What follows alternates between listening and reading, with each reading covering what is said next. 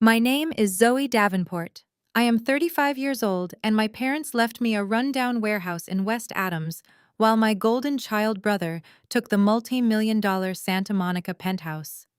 But when his wife kicked me out into the pouring rain at 1 in the morning, neither of them knew that the dilapidated building they laughed at held a secret that would entirely destroy their perfect lives. Before I continue this story, let me know where you are watching from in the comments below. Hit like and subscribe if you have ever had to stand up to toxic family members who thought they could walk all over you and underestimate your true worth. The sound of my heavy leather suitcase slamming against the cold marble floor of the penthouse elevator lobby echoed like a gunshot. It was 1 o'clock in the morning. I stood there in absolute shock as my clothes spilled out onto the polished stone. Standing in the doorway of the luxury apartment was my sister-in-law, Chloe. She was wearing a pure silk designer nightgown with her arms crossed over her chest. Her pale white skin flushed with an arrogant sense of superiority as she looked me up and down with pure disgust. She kicked another one of my bags out into the hallway with her bare foot. "Get out of our house right now, Zoe," she sneered, her voice dripping with venom. "We are done letting you freeload off our success. That rat-infested warehouse your parents left you over in West Adams is much more suitable for a single black woman like you anyway. You do not belong in a place like this, and you never did." I stared at her, my heart pounding violently against my ribs. The sheer audacity of her words paralyzed me for a moment. This woman who had married into my family just 3 years ago solely for the illusion of wealth was now throwing me out of the home my parents had purchased.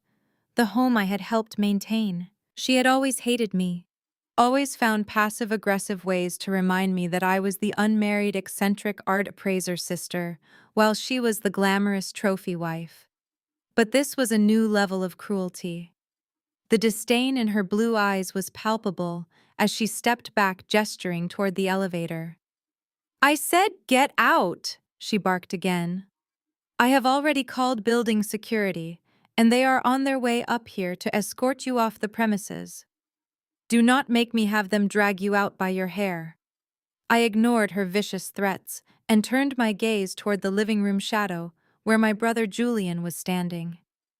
He was leaning against the expensive leather sofa, swirling a glass of expensive bourbon in his hand, watching his wife humiliate his own flesh and blood. "Julian," I said, my voice trembling not from fear, but from a deep, boiling rage. "Are you really going to stand there and let her do this? Are you going to let her throw me out into the street after I just paid $10,000 in property taxes to save this very penthouse from foreclosure last month?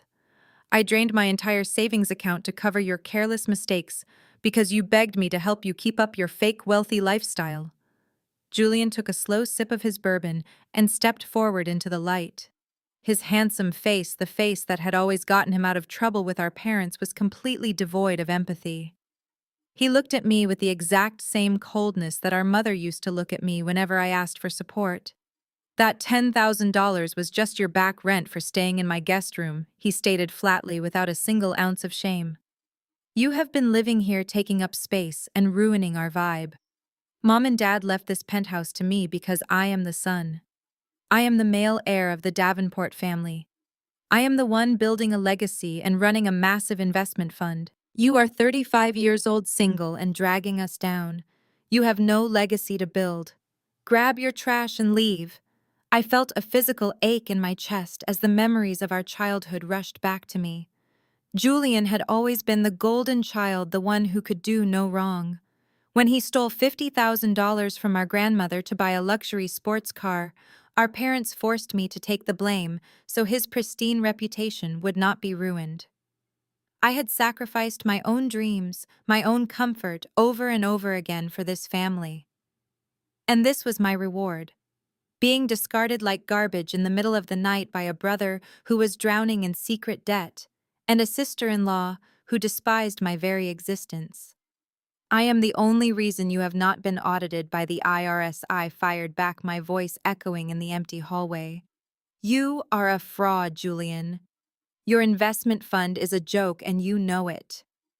Julian's face turned a dangerous shade of red. He slammed his glass down on the console table and marched toward the door. "Shut your mouth!" he yelled, his facade of calm completely shattering. "You are just jealous because you are a miserable failure. Take the keys to that pathetic, rotting warehouse and go rot with it. That is your inheritance. Dirt and dust. Now get off my floor before I throw you in the elevator myself." He slammed the heavy mahogany door right in my face, the loud click of the deadbolt locking me out of my family forever.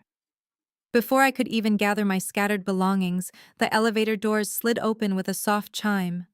Two large security guards stepped out, their expressions stern and unforgiving. "Ma'am, we have received a complaint about a trespasser causing a disturbance," the taller guard said, gesturing toward the elevator. "We need you to vacate the building immediately." I did not argue. I could not give Chloe the satisfaction of hearing me beg or scream through the door. With trembling hands, I shoved my clothes back into the suitcase, zipped it up, and let the guards escort me down to the lobby like a common criminal. The walk of shame past the night concierge felt like it lasted for hours. When the automatic glass doors slid open, the bitter chill of the Los Angeles night hit me like a physical blow. It was pouring rain, the kind of relentless downpour that soaked through my clothes in seconds. I dragged my heavy suitcase across the flooded parking lot to my beat-up sedan. Sitting in the driver's seat, shivering and completely soaked, I checked my banking app on my phone. My balance was exactly $400. Because of my brother, I had absolutely nothing left. With nowhere else to go, I started the engine and drove through the dark, slick streets toward West Adams. The warehouse my parents had tossed to me as an afterthought was located in a desolate industrial park. It was a massive, dilapidated brick building that smelled of mold, rust, and decades of neglect. I unlocked the heavy iron padlock and pushed the creaking metal door open, stepping into the pitch-black space. The roof was leaking in several places, water dripping onto the cracked concrete floor.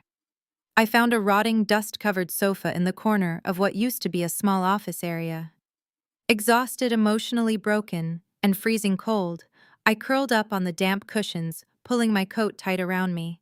I stared blankly at the wall in the darkness, wondering how my life had come to this. But then a loud delivery truck drove past the building out on the street. The bright headlights swept across the high windows, casting a brilliant beam of light across the interior of the warehouse. For a brief second, the light illuminated the back wall behind a massive rusted tool cabinet. My eyes widened. The light had caught a strange, perfectly straight metallic gleam running down the center of the solid brick wall. I sat up, my heart suddenly racing. I turned on my phone flashlight and walked slowly toward the back of the room. Pushing aside a stack of heavy wooden pallets, I shined the light directly onto the bricks. It was a crack. No, it was a seam. I reached out and touched the cold surface. It was not brick at all. It was a heavy-duty steel door, cleverly disguised with a textured plaster facade, complete with a digital keypad hidden behind a loose panel. My parents had owned this building for 20 years and never knew this was here. I sprinted back out into the freezing rain, my boots splashing through the deep puddles scattered across the cracked asphalt parking lot. I threw open the trunk of my beat-up sedan and frantically rummaged through my professional art appraiser kit. My hands were numb from the cold, but my adrenaline was surging so hard I barely felt the chill. I grabbed my specialized masonry hammer, a heavy steel chisel, and a high-powered halogen flashlight. I rushed back inside the damp warehouse, my heart hammering a frantic rhythm against my ribs. I stood in front of that strange, perfectly straight metallic seam hidden in the back wall. Holding the flashlight steady, I examined the surface up close. To the untrained eye, it looked exactly like the rest of the decaying, century-old brickwork. But my entire career was built on detecting forgeries and uncovering hidden layers in ancient artifacts. I dragged my fingertips across the rough surface. The texture was slightly off. The color of the mortar was just a fraction of a shade too uniform compared to the surrounding wall. It was a masterfully crafted facade of high-grade structural plaster designed specifically to mimic aging industrial brick. Someone had spent a small fortune to make this look entirely unremarkable. I positioned the sharp edge of my steel chisel right against the false mortar line and brought the heavy masonry hammer down with a vicious strike. A loud, sharp crack echoed through the empty, cavernous space of the warehouse. A large chunk of fake brick shattered and fell to the concrete floor in a cloud of thick gray dust. I struck it again, harder this time, putting the entire weight of my body and every ounce of my pent-up anger into the blow. More plaster crumbled away, raining down on my boots. Beneath the deceptive surface, the beam of my flashlight caught the dull, unmistakable gleam of reinforced structural steel. I kept swinging the hammer, chipping away at the elaborate disguise piece by piece. My breath came in ragged gasps, forming white clouds in the freezing air of the warehouse. Dust coated my hair and stung my eyes, but I could not stop. I scraped away the last stubborn layer of plaster right at eye level. Hidden completely flush within the impenetrable steel door was a sleek modern electronic keypad. It was a high-security biometric and digital lock system, the kind used in bank vaults and secure government facilities. The small digital screen was dark, but a tiny red indicator light blinked steadily in the corner, showing that the internal battery system was still fully operational. I stared at the blinking red light, my mind spinning violently as the echoes of my childhood rushed in to fill the silence of the warehouse.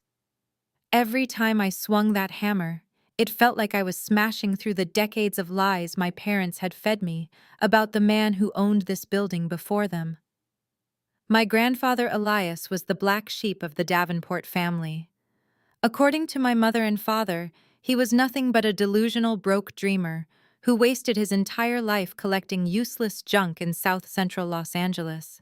They spoke of him with absolute contempt, rolling their eyes whenever his name was mentioned at the dinner table. They told everyone that Elias was an embarrassment, a man who refused to assimilate into the corporate world and instead chose to surround himself with impoverished artists and forgotten relics. My parents worshipped money, status, and corporate titles. That was exactly why they treated Julian like a king. Julian was the golden boy because he wore expensive suits and talked loudly about hedge funds and stock portfolios. I, on the other hand, was the disappointment. When I was accepted into a prestigious art history and restoration program, my father flatly refused to co-sign my student loans. He looked at me with the exact same disgust that Chloe had shown me tonight and told me that art was a hobby for idle rich people, not a career for a black woman who needed to earn her keep. They forced me to abandon my master's degree so I could take a miserable administrative job just to help pay for Julian to get his elite finance degree. They demanded my sacrifice to fund his ambition. They constantly reminded me that my passion for preserving history was a pathetic waste of time, just like my grandfather Elias. They said Elias died with nothing but this rotting warehouse to his name, a final insult to their desperate climb up the social ladder. But looking at this military-grade steel door, I realized my parents were the real fools. They were so blinded by their arrogant pursuit of country club status that they never bothered to look beneath the surface of anything. They owned this property for 2 solid decades, complaining bitterly about the property taxes, but they never once stepped foot inside to actually inspect it. They handed it over to me tonight as a joke, a cruel parting gift meant to punish me for not being as ruthlessly greedy as my brother. They thought they were throwing me into the trash, but the heavy steel reflecting in my flashlight told a completely different story. Grandpa Elias was not a broke hoarder. He was protecting something, and he went to extreme, incredibly expensive lengths to ensure that his greedy, superficial son and daughter would never find it. He knew exactly who they were. He knew they would sell out their own heritage for a quick paycheck to buy another luxury car or a larger house in the suburbs. He knew they would strip this place bare and auction off whatever they found without a second thought. The sheer architectural brilliance of this hidden door proved that Elias possessed a level of wealth and sophistication my parents could not even begin to comprehend. I gripped the handle of my hammer tightly, my knuckles turning white. The disdain my family held for me was identical to the disdain they held for him. We were the eccentrics, the outcasts, the ones who valued history over empty bank accounts. And now, standing alone in the freezing dark, I was about to uncover the ultimate secret he had buried away from their greedy hands. I wiped the thick layer of plaster dust from the sleek surface of the digital keypad using the sleeve of my wet coat. The screen immediately lit up with a soft blue glow illuminating the numbers. It was waiting for a code. A heavy knot formed in my stomach. If this was a high-security system, inputting the wrong code too many times could trigger an automatic permanent lockdown, or worse, completely fry the internal circuitry. I had to be smart about this. I closed my eyes and tried to channel the man I barely remembered but fundamentally understood. Elias did not trust my parents, so he would never use their birth dates or anniversaries. He despised the banking system, so it would not be a standard safe deposit box PIN number. Elias was a man deeply rooted in his own personal history and the struggles of his ancestors. He was intensely proud of the day he managed to buy his very first piece of property in a city that constantly tried to push him out. I opened my eyes and reached out with a trembling index finger. I typed in the exact date of his birth, followed by the year he officially founded his small independent property management company, 8 digits in total. My breath caught in my throat as I pressed the heavy metal enter key to submit the code. For 3 agonizing seconds, there was absolute deafening silence in the warehouse. I braced myself for the harsh beep of a rejection error. Instead, a bright green light flashed across the top of the keypad. Deep within the thick brick wall, a series of heavy metallic clanks echoed loudly like the tumbling of massive steel gears unlocking a bank vault. A sudden sharp hiss of depressurizing air sliced through the quiet room. The enormous steel door, which must have weighed several tons, slowly popped forward about an inch on its heavy-duty hydraulic hinges. I grabbed the cold steel edge with both hands and pulled with all my remaining strength. The door swung open smoothly, completely silent despite its massive weight. The moment the seal was fully broken, a rush of cold, perfectly dry, purified air hit my face, carrying the distinct, unmistakable scent of aged canvas, old paper, and linseed oil. I raised my halogen flashlight and stepped over the thick steel threshold. I was no longer standing inside a decaying, rat-infested warehouse in West Adams. I had just walked into a pristine, professionally constructed climate-controlled preservation vault. I stepped over the thick steel threshold and found myself standing inside a pristine preservation vault. The air was cool and perfectly dry, smelling faintly of aged canvas, treated wood, and linseed oil. The walls were lined with custom-built archival racks and climate-controlled display cases illuminated by soft LED lighting that automatically flickered to life as my boots touched the floor. My grandfather Elias had not been hoarding junk in this warehouse. He had been protecting an absolute treasure trove.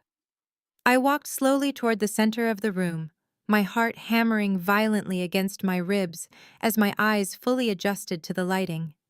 Resting on a heavy oak easel in the middle of the room was a massive canvas covered in frenetic, expressive strokes of bold acrylic paint and oil stick. I gasped out loud, dropping my heavy halogen flashlight onto the concrete floor. I recognized the chaotic energy, the iconic crown motif, and the raw emotional power instantly. It was a Jean-Michel Basquiat, and it was not a print or a replica. I moved closer, my trained appraiser eyes examining the specific texture of the paint, the organic aging of the canvas edge, and the unmistakable signature hidden in the corner. It was an original, completely undocumented masterpiece. I looked around the room in absolute awe, my breath catching in my throat. Hanging securely on the reinforced steel walls were 2 more Basquiat canvases, each one just as magnificent and completely unknown to the public art world. My mind raced frantically, calculating the current market value. A single Basquiat of this size and quality could easily fetch $15 to $20 million at any major auction house. But the breathtaking discoveries did not stop there. Arranged meticulously in a long row of archival glass cases were 5 stunning tempera paintings. The dynamic geometric composition and vivid storytelling of the Black American experience were undeniable to anyone who had studied art history. They were original works by Jacob Lawrence specifically from his legendary period documenting the Harlem Renaissance and the Great Migration. I walked from case to case, my hands trembling uncontrollably as I hovered my fingers over the thick protective glass. My parents had always called Elias a foolish old man. They had laughed at his obsession with preserving our culture and collecting art from young struggling Black artists in the 70s and 80s. They never understood his profound vision. Elias had seen the brilliant genius in these artists long before the elite white-dominated art establishment ever gave them the time of day. He had purchased these priceless pieces directly from the artists supporting them when no one else would, and he had built this secret fortress to keep them safe from the very people who would later try to exploit their legacy. I did the math in my head, feeling a sudden wave of dizziness. Between the 3 Basquiats and the 5 Jacob Lawrence paintings, the contents of this single room were worth at least $50 million. Probably much more in a highly publicized bidding war. My parents had literally thrown me out of my home and tossed me the keys to an absolute gold mine. I tore my eyes away from the priceless artwork and noticed a heavy antique steel safe sitting in the far corner of the vault.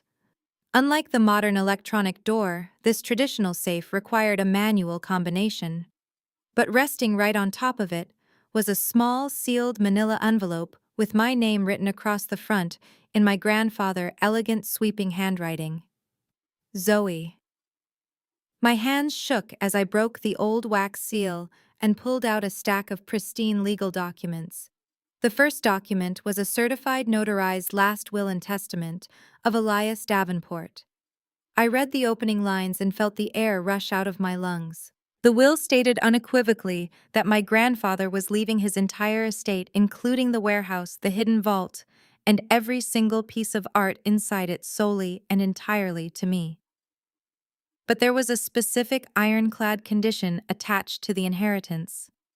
The trust explicitly stated that my parents were only granted temporary managerial oversight of the property, strictly forbidden from selling, mortgaging, or altering it in any way until my 35th birthday. And yesterday, the very day my brother Julian and his vicious wife Chloe had kicked me out into the pouring rain, was my 35th birthday. The warehouse was legally mine. My parents had lied to me for 15 long years. They had hidden this true will, pretending they owned the property outright, waiting desperately for a legal loophole to break the trust and steal the assets for Julian. They thought they could just toss me the keys to a supposedly empty, rotting building, effectively abandoning me to poverty without ever realizing the massive fortune hidden right behind the walls. But the shocking surprises were not over yet. Tucked behind the will was another document much older and slightly yellowed with age. It was an official promissory note stamped with a legal seal and signed in ink by both of my parents. I read through the dense legal jargon, my eyes widening with every single word. The document detailed a massive financial loan. When my parents wanted to buy that luxurious Santa Monica penthouse to establish their fake high society status, they did not actually have the money. No reputable bank would approve them for a mortgage that large. So they were forced to borrow the funds directly against my grandfather's estate trust. The very same trust of which I was now the sole legal beneficiary. The promissory note clearly stated that the penthouse itself was collateral for the loan, and if the massive debt was not repaid in full with interest. Within 10 years, the beneficiary of the trust had the absolute legal right to foreclose on the property and seize it immediately. Julian did not own that penthouse. Chloe did not own that penthouse. They were living in a luxury home financed entirely by my money, and the 10-year deadline had expired exactly 6 months ago. The crushing weight of their lifelong betrayal washed over me instantly, replaced by a brilliant, burning sense of absolute clarity. They had treated me like dirt, underestimated my intelligence, and discarded me like garbage on the street. But they had just unknowingly handed me the ultimate weapon to absolutely destroy their fake, arrogant empire. I held the heavy stack of papers against my chest, a cold, hard smile spreading slowly across my face in the dim lighting of the vault. I finally had the power to take back everything they had stolen from me. I was still staring at the promissory note, running my thumb over the embossed seal, when the sudden jarring ring of my cell phone shattered the quiet silence of the vault. I jumped, the loud sound echoing sharply off the reinforced steel walls. I pulled my phone from my damp coat pocket and looked at the glowing screen. It was Arthur Vance, the old family estate attorney who had originally drafted my grandfather's trust before my parents unjustly fired him to hide their financial tracks. I answered the call, my voice barely above a cautious whisper. "Hello?" Zoe Arthur practically shouted through the receiver, his voice tight with sheer panic and exhaustion. "Thank God you answered your phone.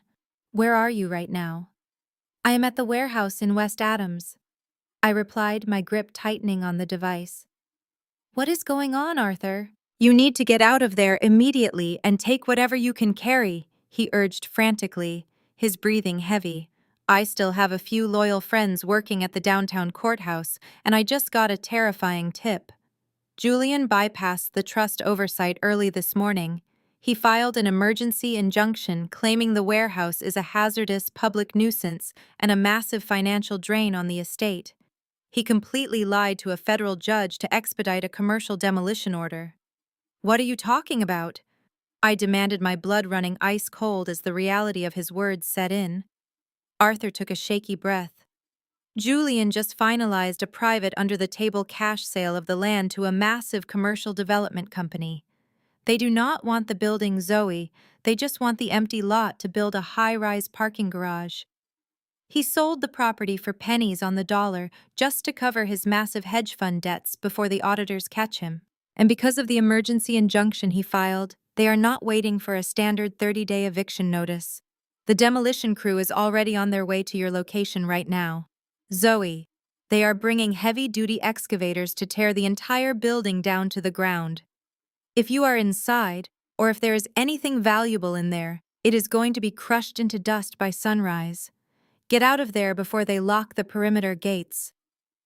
I hung up the phone with Arthur and my hands immediately went to work. Panic tried to claw at my throat, but I forced it down, relying entirely on my professional training and sheer willpower. I carefully placed the priceless Jean-Michel Basquiat and Jacob Lawrence paintings back into their secure archival racks to protect them from any sudden vibrations. I locked the antique safe, keeping the official last will and testament and the aged promissory note tucked safely inside the inner pocket of my damp coat. I stepped out of the climate-controlled vault and pulled the heavy steel door shut, listening to the satisfying hiss of the pneumatic seal locking firmly into place. I quickly gathered the broken pieces of fake plaster and stacked a massive pile of heavy wooden pallets in front of the wall to completely hide the secret entrance from plain sight. By the time I ran out into the pouring rain and secured the main exterior doors with 3 heavy-duty titanium padlocks, the sun was just beginning to rise over the Los Angeles skyline. Arthur had warned me that the demolition crew was scheduled to arrive first thing Monday morning. Today was Sunday. I had exactly 24 hours to stop my brother from turning $50 million worth of Black American history into a pile of crushed concrete. I did not go back to my car to sleep because closing my eyes was completely impossible. I drove straight to a nearby diner, drank 4 cups of bitter black coffee, and waited patiently for the afternoon to arrive. Every third Sunday of the month, the entire Davenport extended family gathered at Aunt Martha's sprawling estate in Baldwin Hills for a massive family cookout. It was a long-standing tradition built on Southern food, loud music, and aggressively toxic family politics. I knew exactly where Julian would be celebrating his fraudulent real estate deal today. I pulled my beat-up sedan into Aunt Martha's long circular driveway, parking right behind Julian's brand-new leased Mercedes SUV. I stepped out of the car, my clothes still rumpled and slightly damp from the night before, my heavy boots covered in the thick dust of our grandfather legacy.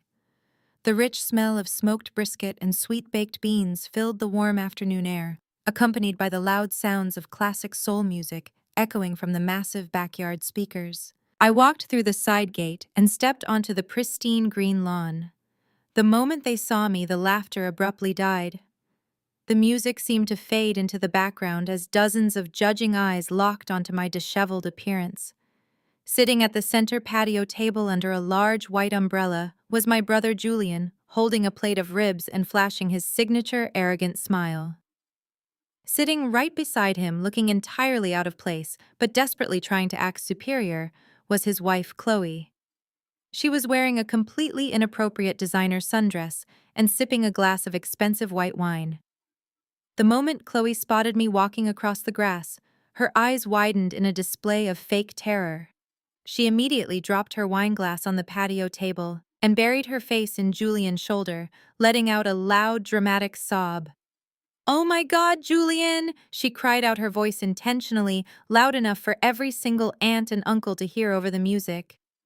"Why is she here? After the horrible things she said to me last night, after she completely lost her mind and tried to physically attack me in our own home, how can she just show up here?"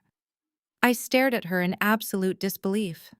She was actually spinning a sick narrative that I had attacked her when she was the exact person who had security throw me out into the freezing rain while laughing at my face. Before I could even open my mouth to defend myself against her ridiculous lies, Aunt Martha marched across the lawn. She was wearing her bright yellow church hat and a deeply disappointed scowl that she usually reserved for disobedient children. "Zoe Davenport," she snapped, pointing a long manicured finger directly at my face. "You have some serious nerve showing up to my house looking like a homeless person and deliberately upsetting your pregnant sister-in-law. Your brother has been under a tremendous amount of stress trying to save this family finances, and you are doing nothing but acting like a selfish, bitter burden to all of us." I looked around the sprawling yard at the faces of my own blood relatives. Every single one of them was nodding in agreement with Aunt Martha. Uncle George, Auntie Diane, even my older cousins were glaring at me with absolute contempt. They had all completely bought into Julian's perfect golden child illusion. They actually believed his lies because it was easier than facing the ugly truth about their favorite nephew. "Listen to me very carefully, Aunt Martha," I said, keeping my voice dangerously calm and steady despite the rage boiling in my chest. "Julian is not saving this family. Julian is drowning in secret debt from his failed hedge fund, and he is trying to illegally sell a property that does not belong to him." The entire patio erupted in a chorus of angry, offended shouts. "How dare you disrespect your brother like that?" Aunt Diane yelled from the grill area, waving a spatula in the air. "He is a successful businessman, making million-dollar corporate deals, while you are still playing around with old, dusty paintings." Julian stood up from his chair, wiping his mouth with a linen napkin, playing the role of the exhausted patient older sibling to absolute perfection. "It is okay, Aunt Diane," he said, projecting his voice loudly so everyone could hear his fake compassion. "Zoe is just having an episode because I finally had to give her some tough love last night.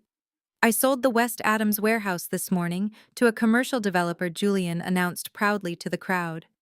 "It was a crumbling safety hazard, and it was draining our estate trust dry with ridiculous maintenance fees.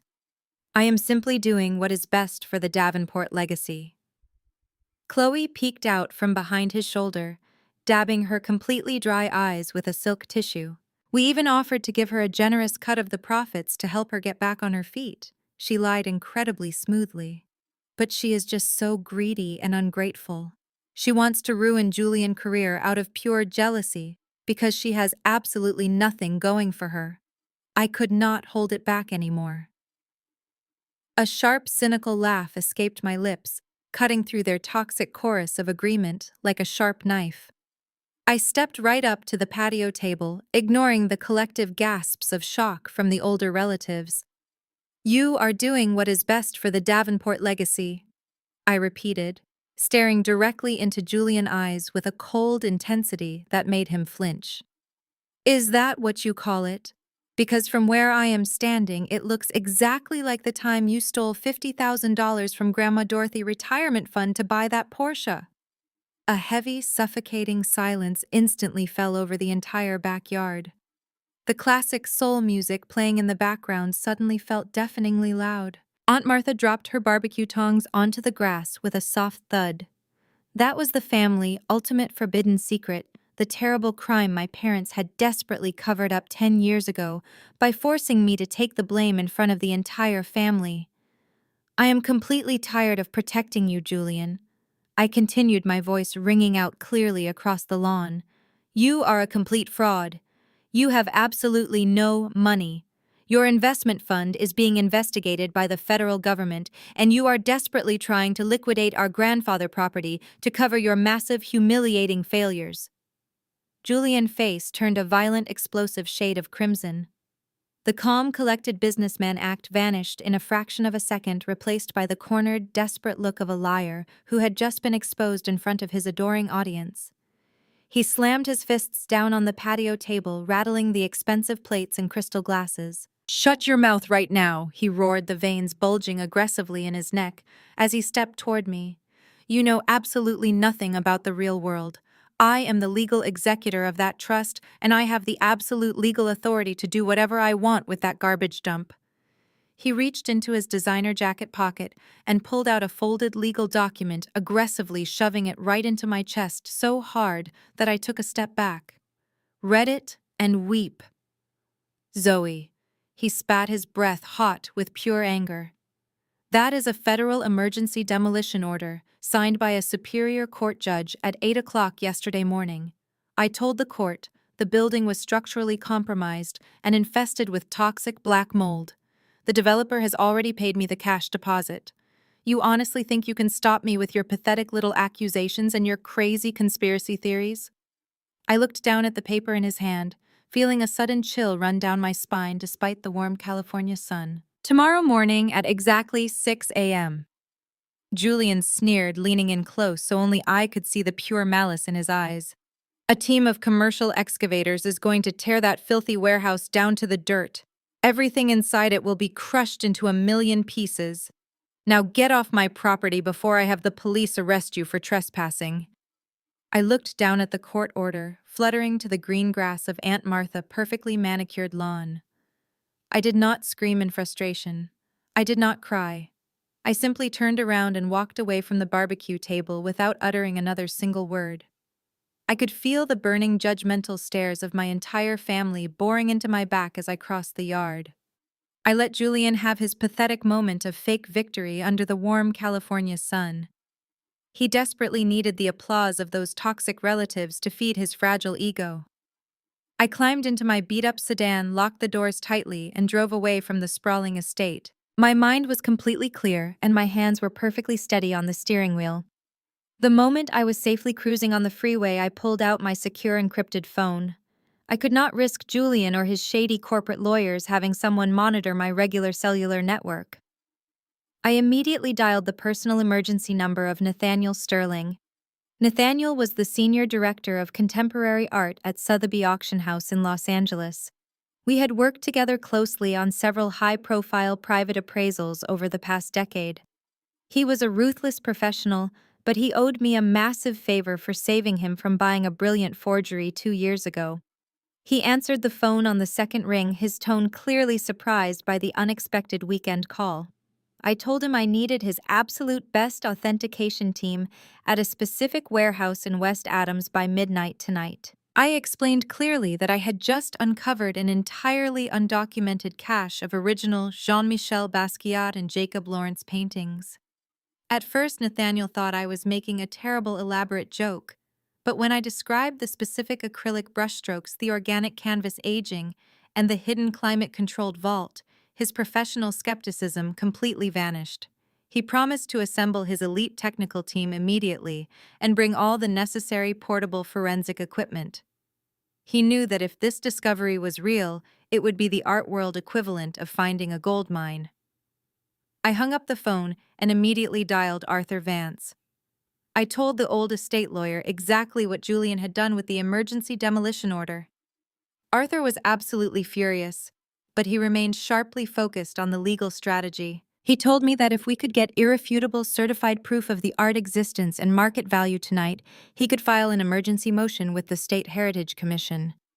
That motion was the only legal tool powerful enough to override a city demolition order. We had less than 12 hours before the heavy excavators arrived to crush my grandfather's legacy into dust. The race against time had officially begun. At exactly midnight, the industrial streets of West Adams were completely deserted and eerily quiet. A thick, cold marine layer had rolled in from the ocean, blanketing the neglected neighborhood in a heavy, damp fog.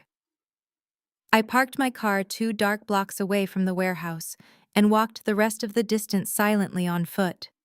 Waiting for me in the shadowy alley directly behind my building was a sleek, unmarked black van. Nathaniel Sterling stepped out into the mist, accompanied by 3 top-tier forensic art authenticators carrying heavy metal cases. They were dressed entirely in dark clothing, looking much more like a tactical strike team than university-educated art historians. We moved quickly and silently toward the main iron entrance of the warehouse. Glued aggressively across the heavy iron handles was a bright orange legal notice from the Superior Court explicitly forbidding entry. Julian had wasted absolutely no time slapping a legal seal on the property to ensure no one interfered with his dirty sale. I did not care about his piece of paper. I pulled a pair of heavy industrial bolt cutters from my canvas bag and snapped the thick padlock right in half. I ripped the orange legal warning off the metal doors, crumpled it up, and pushed the heavy doors open.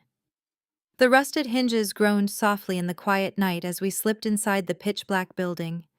We turned on our specialized tactical flashlights, cutting through the thick, musty darkness. I led the highly trained team past the rotting furniture, the water puddles, and the scattered debris, heading straight for the back brick wall.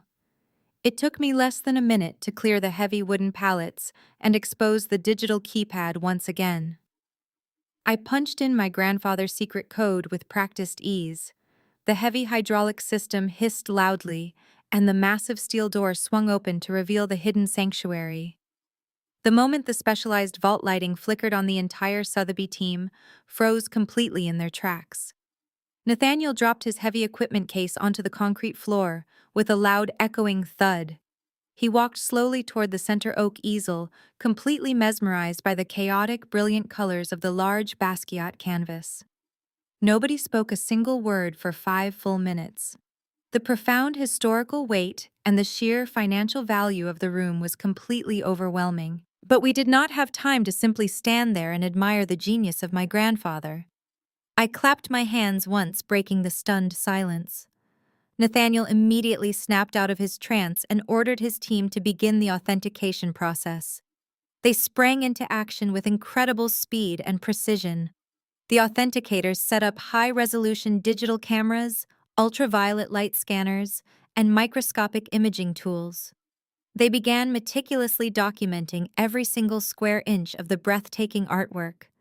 They carefully tested the chemical composition of the paint pigments using portable spectrometers. They analyzed the specific weaving patterns of the vintage canvases to verify the exact decade of their creation. I stood nervously by the heavy steel door, anxiously checking my wristwatch as the dark hours slipped away. 2 in the morning quickly turned into 3 in the morning. We were working with absolute precision, but the sheer volume of priceless art required intense focus. Every photograph, every chemical swab, and every digital scan had to be perfectly logged and cryptographically signed to hold up in federal court. Arthur needed an airtight, undeniable portfolio to present to the judge, and we could not afford to make a single mistake. By 4:30 in the morning, Nathaniel finally stepped back from the last Jacob Lawrence tempera painting and pulled off his white cotton gloves. He wiped a bead of sweat from his forehead and looked at me. His eyes were wide with a mixture of absolute physical exhaustion and sheer professional exhilaration. "Zoe," he whispered, shaking his head slowly in pure disbelief. "These are completely authentic. Every single one of them. You have just uncovered one of the most significant private collections of Black American art in modern history. The provenance is absolutely flawless." I let out a massive, trembling sigh of relief, feeling the crushing weight momentarily lift off my tired shoulders. We had actually done it. We had the irrefutable certified proof we needed to stop my arrogant brother from destroying our grandfather's priceless legacy. Nathaniel began packing the loaded digital hard drives into a secure waterproof case, while his team carefully disassembled the lighting rigs. We were going to make it out of the warehouse with 90 minutes to spare before the construction crews and the excavators arrived. I turned around to scan the dark, cavernous corners of the main warehouse space, one last time to make sure we left no traces behind. But as I looked up toward the high steel rafters near the front entrance, a tiny rhythmic flash of light caught my attention. It was perfectly hidden behind a rusted ventilation grate, completely invisible, unless you were standing at the exact right angle. I squinted into the darkness, my heart suddenly dropping violently into my stomach. It was a small, blinking red LED light. It was a wireless security trail camera, the kind equipped with motion sensors and infrared night vision capability. Julian had not just slapped a piece of paper on the door and walked away. My brother knew I might try to come back to salvage my old appraisal equipment or whatever garbage he thought was inside. He had secretly rigged the entire warehouse with high-tech hidden surveillance to catch me violating the federal court order. Before I could even shout a warning to Nathaniel to drop the equipment and run, the deafening wail of police sirens shattered the quiet early morning silence. Searing blue and red emergency lights began flashing violently through the high, dirty windows of the warehouse, illuminating the dust in the air. The heavy screech of tires echoed loudly outside, as multiple patrol cars swarmed the perimeter of the building, effectively blocking every possible exit. Julian had deliberately set a vicious trap, and I had walked right into it, with a team of high-profile experts.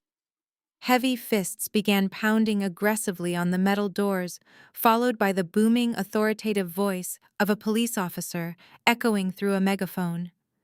"This is the Los Angeles Police Department. We have the building completely surrounded. You are trespassing on a federally sealed demolition site. Come out with your hands empty and visible immediately." I took a deep breath and slowly stepped out through the wide open steel door into the freezing night air. The blinding beams of police flashlights hit my face instantly, forcing me to squint against the harsh glare. Surrounding the perimeter of the warehouse were dozens of armed officers from the Los Angeles Police Department, their patrol cars casting erratic red and blue shadows across the cracked pavement. The commanding officer barked through his megaphone, ordering me to keep my hands visible and step away from the entrance. Nathaniel and his team of authenticators froze in sheer panic right behind me, completely terrified by the sudden tactical escalation. But I did not feel an ounce of fear or hesitation. I raised my hands slowly to shoulder height and walked with deliberate calmness toward the commanding officer. I projected my voice clearly over the noise of the police radios announcing that we were not trespassing on a sealed demolition site. I firmly requested that he lower his weapon and look at my legal identification immediately. The officer narrowed his eyes in suspicion, but gestured for his tactical team to hold their positions while he approached me cautiously. I slowly reached into my damp coat pocket and pulled out my California driver license, along with the certified copy of my grandfather's last will and testament. I explained the situation with absolute legal precision, citing the specific California probate codes regarding contested inheritance properties. I made it abundantly clear that the emergency demolition order my brother had filed was a unilateral action based on fraudulent claims, and the estate was currently under active dispute. The police department absolutely loathed getting dragged into complex civil litigation involving wealthy families. The commanding officer read over the legal documents under his flashlight, his aggressive demeanor slowly shifting into annoyed hesitation. He unclipped his radio and called his precinct captain to cross-reference the court filings I had just quoted. After 10 agonizing minutes of waiting in the cold mist, the radio crackled with confirmation from a sleepy night shift judge. The commanding officer sighed heavily and ordered his tactical team to lower their weapons and stand down. He turned back to me with a strict, uncompromising scowl on his face. He admitted that I had a legal right to be on the premises due to the active probate dispute, effectively saving me and the Sotheby team from being handcuffed and thrown into holding cells. However, he issued a massive, non-negotiable condition before stepping back. The officer declared that absolutely nothing could be removed from the warehouse under any circumstances. Every single item inside the building had to remain exactly where it was until a federal judge made a final ruling on the demolition order. Nathaniel and his elite team were forced to leave all of their heavy equipment, including their physical hard drives, locked inside the vault. We had to walk away from the warehouse completely empty-handed, escorted out by the irritated police officers. But what my arrogant brother Julian did not realize was that physical hard drives were completely obsolete in our line of work. The moment Nathaniel had finished scanning the final Jacob Lawrence painting, his portable equipment had automatically uploaded every single high-resolution file to the highly secure Sotheby encrypted cloud servers. Julian thought he had successfully trapped my evidence inside the building with his surveillance cameras and police raid. In reality, the irrefutable proof of our $50 million discovery was already resting safely in the digital hands of my legal team. I went back to a cheap motel room that night, completely exhausted, but smiling in the dark. The next morning, the bright California sun filtered through the cheap motel blinds, waking me from a few hours of restless sleep. My entire body ached from the physical and emotional toll of the night before. At exactly 8 o'clock in the morning, my cell phone began to ring loudly on the nightstand. I glanced at the glowing screen and saw the name Zoe Davenport flashing brightly. I hesitated for only a fraction of a second before swiping the screen to accept the call. The moment the line connected, her high-pitched, obnoxiously triumphant voice blasted through the speaker. "Good morning, Zoe," she chirped, her tone dripping with fake sweetness and pure malice. "I just wanted to call and see if you enjoyed sleeping on that disgusting rat-infested sofa in your little warehouse last night." Chloe intentionally dragged out every single word, desperately trying to twist the knife into my pride. She proudly announced that Julian had officially received the massive cash deposit from the commercial real estate developers first thing this morning. The shady land sale was officially locked in, and they were preparing to celebrate their massive financial victory. Chloe gleefully informed me that she and Julian were hosting an incredibly lavish high-society dinner party at the Santa Monica penthouse tonight. They had invited the wealthiest investors in Los Angeles, along with every single toxic aunt and uncle from our family, to witness their glorious success. They were going to pop expensive champagne and toast to the imminent destruction of my warehouse. She let out a dramatic, theatrical sigh, pretending to feel sorry for my miserable homeless situation.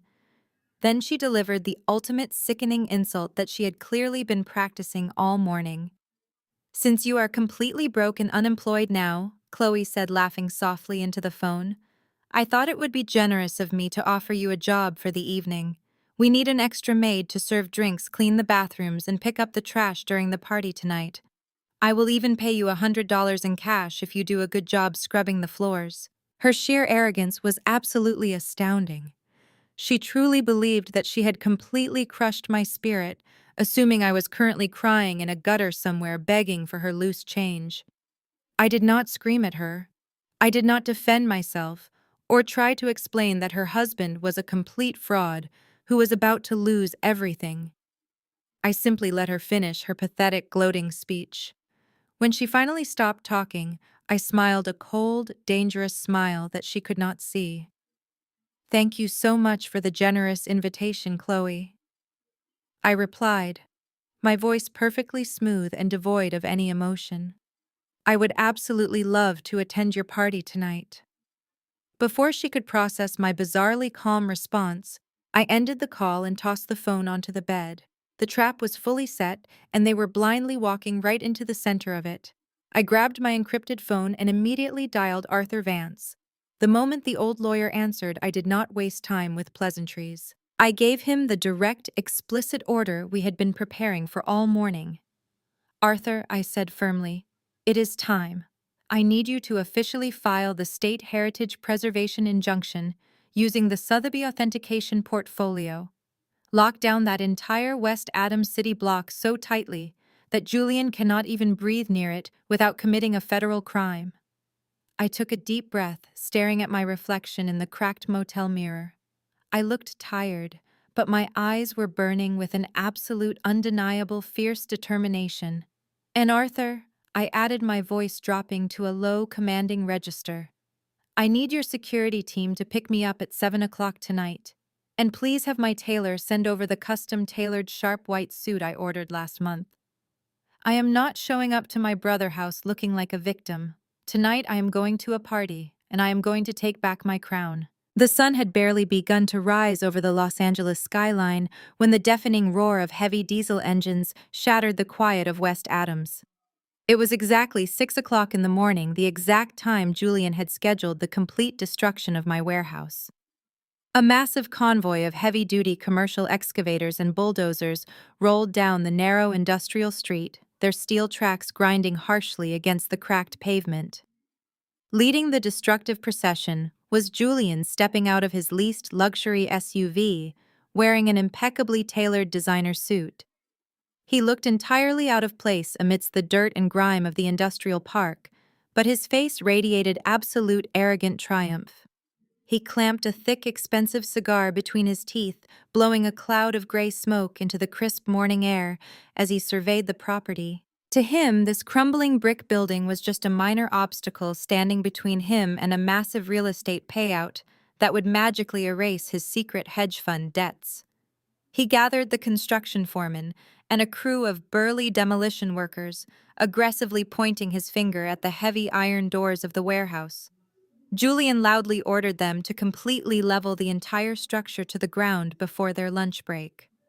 He confidently assured the foreman that the building was completely empty, filled with nothing but toxic black mold and useless garbage, so there was absolutely no need to proceed with caution.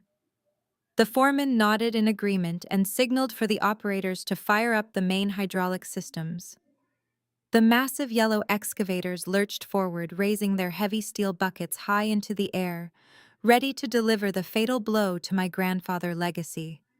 Julian stood back and crossed his arms over his chest, a sickeningly smug smile spreading across his face. He had absolutely no idea that I was parked less than a block away, watching his every single move from the tinted windows of my beat-up sedan. I sat quietly in the driver's seat, my hands resting calmly on the steering wheel, my eyes locked on his pathetic display of false power. I was simply waiting for the perfect, calculated moment to absolutely shatter his entire delusional world. The grinding noise of the excavators grew louder as they positioned themselves right in front of the main brick wall. The ground beneath my car actually vibrated from the sheer mechanical force of the equipment preparing to strike. Julian casually checked his expensive gold watch, clearly impatient to get the demolition over with, so he could start planning his lavish victory party for tonight. He pulled out his phone, probably texting his horrible wife Chloe, to brag about how easily he had crushed his younger sister. The massive steel claw of the primary excavator pulled back the hydraulic pistons, hissing loudly as it prepared to smash through the century-old brickwork. Just as the lead excavator began to swing its massive steel bucket toward the disguised vault wall, the shrill, piercing sound of heavy police sirens cut through the roar of the engines. 4 black government vehicles with flashing emergency lights swerved aggressively onto the narrow street, skidding to a violent halt, directly between the heavy machinery and the warehouse. The tires shrieked against the asphalt, leaving thick black skid marks as the vehicles effectively barricaded the property. The heavy doors of the government SUVs swung open simultaneously, and a team of stern-looking officials stepped out into the morning mist. Leading the charge was my trusted estate attorney, Arthur Vance, marching toward Julian with an undeniable aura of absolute authority. Arthur was holding a thick stack of legal documents stamped with the bright red seal of the state of California. The construction foreman immediately panicked, recognizing the severe legal implications of government intervention, and frantically waved his hands to shut down the excavators. The deafening rumble of the diesel engines abruptly died, plunging the construction site into a tense, suffocating silence. Julian violently threw his cigar onto the wet pavement, his face contorting with sheer, unadulterated rage at the sudden interruption.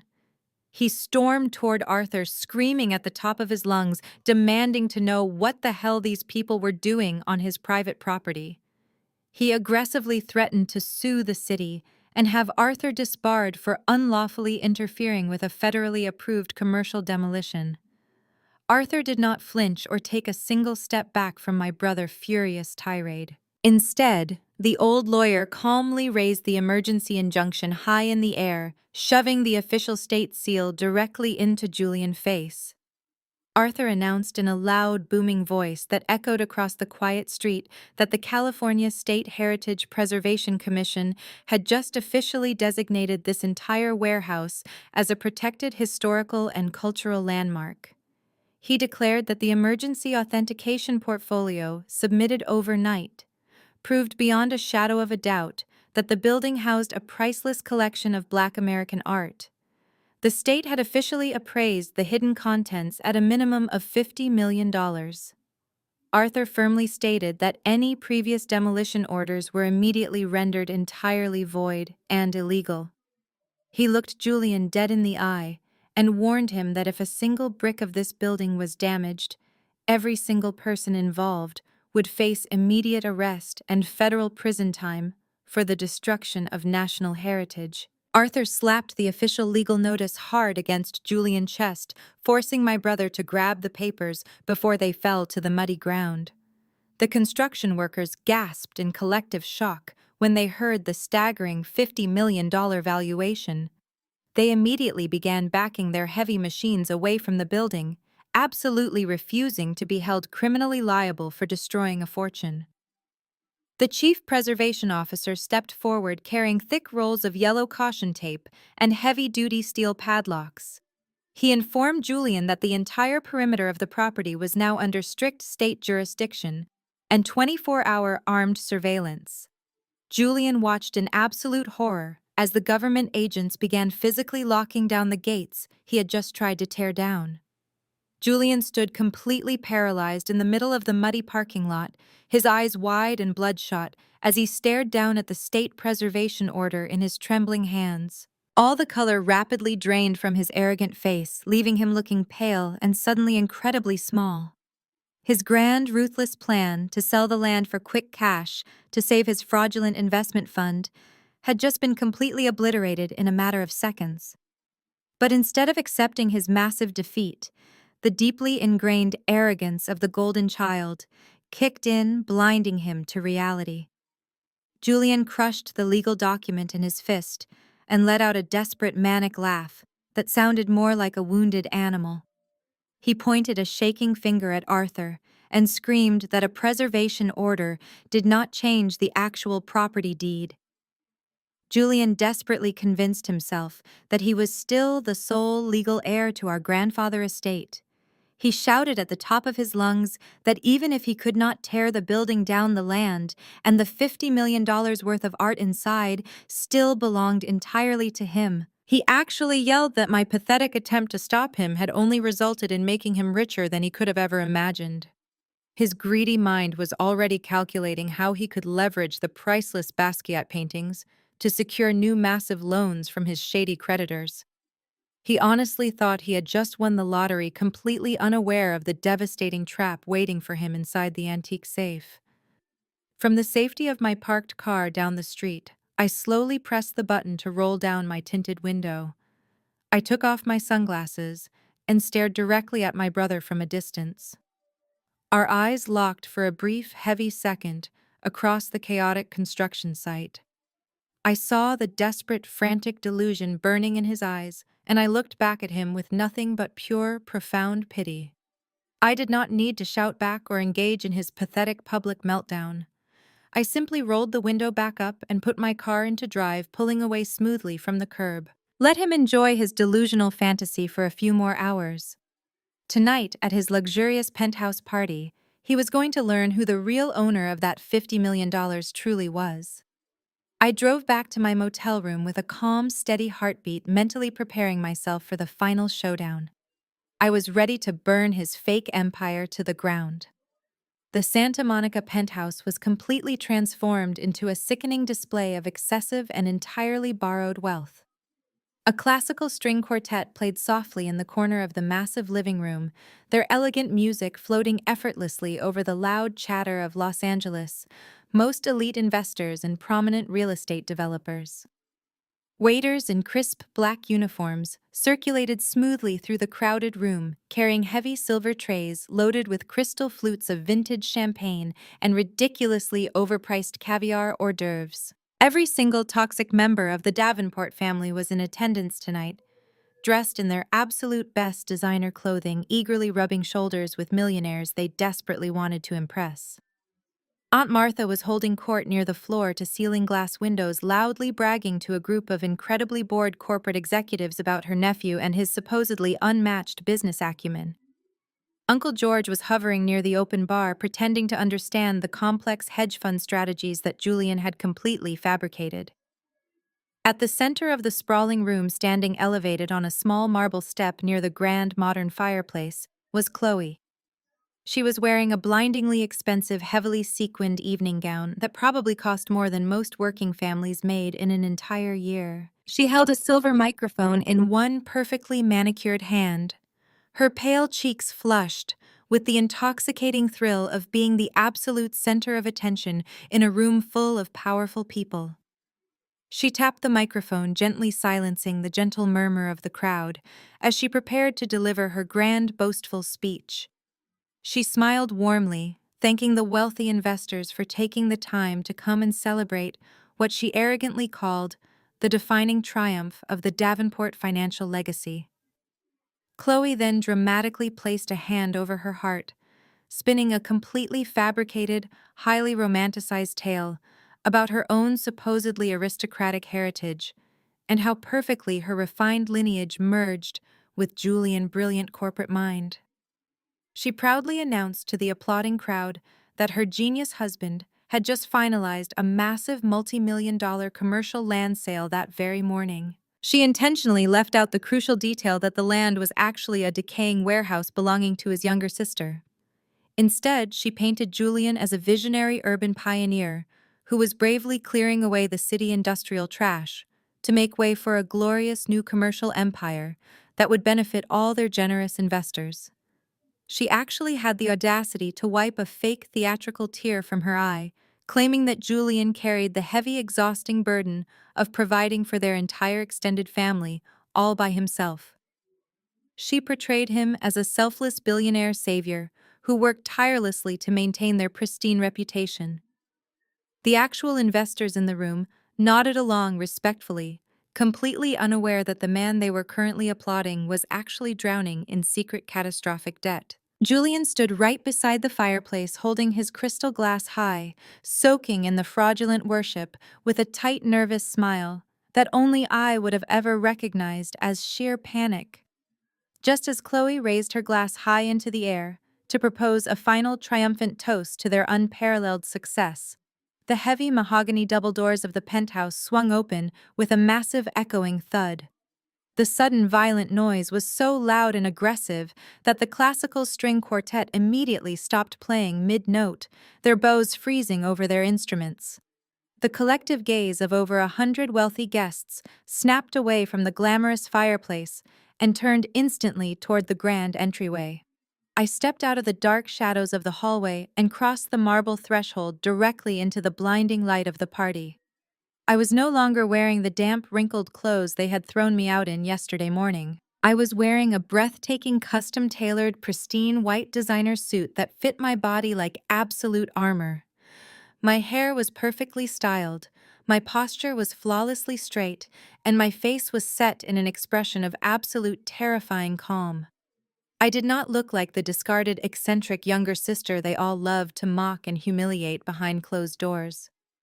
I looked exactly like the woman who legally owned the very floor they were currently standing on. Flanking me on my right side was Arthur Vance, holding a thick leather briefcase tightly against his side, his face completely devoid of any amusement. Flanking me on my left, and trailing slightly behind us, were two massive, highly trained private security contractors dressed in identical black tactical suits. The moment I stepped into the center of the sprawling living room, the crowd of elite guests instinctively parted down the middle, creating a wide, completely clear path directly toward the fireplace. The silence in the penthouse was absolute heavy and completely suffocating. I could see Aunt Martha jaw literally drop open her champagne flute, tilting dangerously in her hand until the expensive liquid spilled onto the rug. Uncle George blinked rapidly, looking back and forth between me and Julian in sheer, unadulterated shock, completely unable to process my sudden transformation. Chloe slowly lowered her microphone, the smug, triumphant smile instantly freezing and then melting right off her pale, terrified face. Her blue eyes darted wildly around the room, completely paralyzed by the sudden, aggressive shift in power dynamics. But Julian's reaction was by far the most explosive and revealing. He had spent the entire day desperately trying to convince himself that the morning disaster with the State Heritage Commission at the warehouse was just a minor legal setback that he could easily bribe his way out of. Seeing me standing in the middle of his living room, flanked by serious muscle and undeniable legal power, completely shattered his fragile, carefully constructed delusion. His face turned a violent, dangerous shade of purple as the reality of the situation finally crashed down on him. He slammed his crystal glass down onto the marble mantel so hard that the delicate stem snapped completely in half, sending expensive champagne flying across the stone hearth. "What the hell do you think you are doing?" He roared, his voice cracking with sheer panic and uncontrollable rage as he abandoned his wealthy investors. He lunged away from the fireplace, charging straight toward me like a wild animal cornered in a cage. "You have absolutely no right to be here, and you are ruining my event.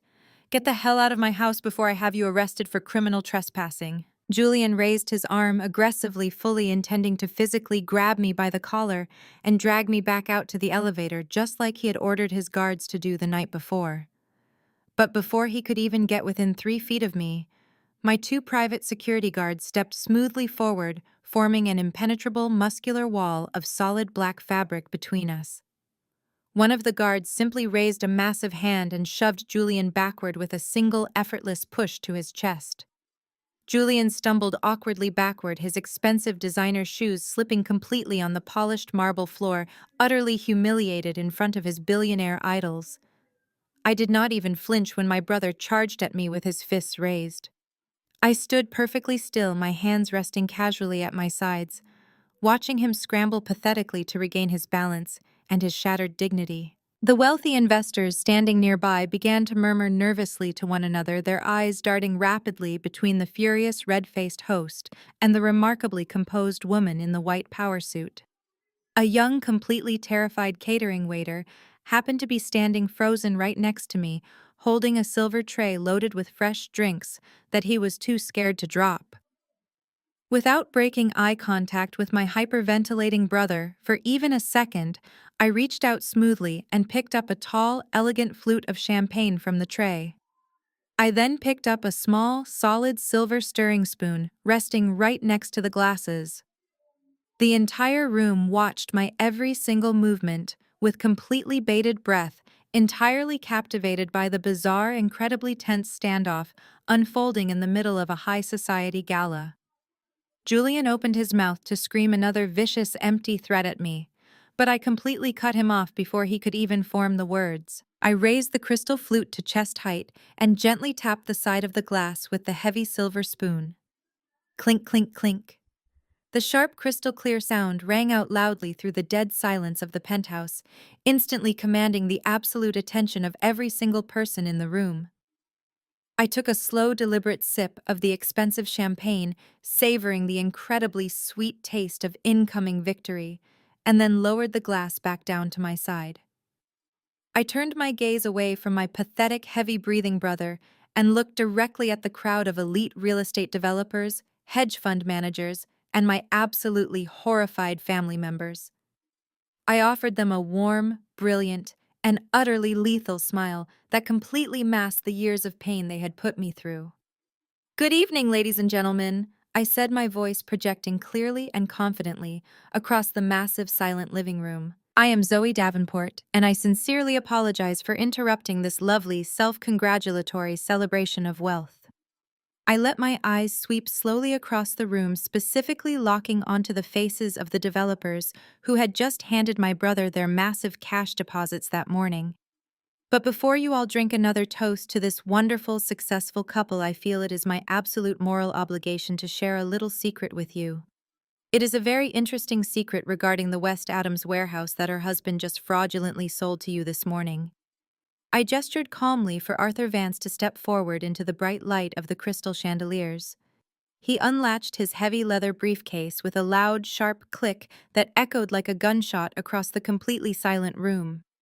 He reached inside and pulled out a thick stack of glossy, high-resolution photographs along with a massive, heavy legal binder. He tossed them carelessly onto the center marble coffee table right in front of the horrified investors.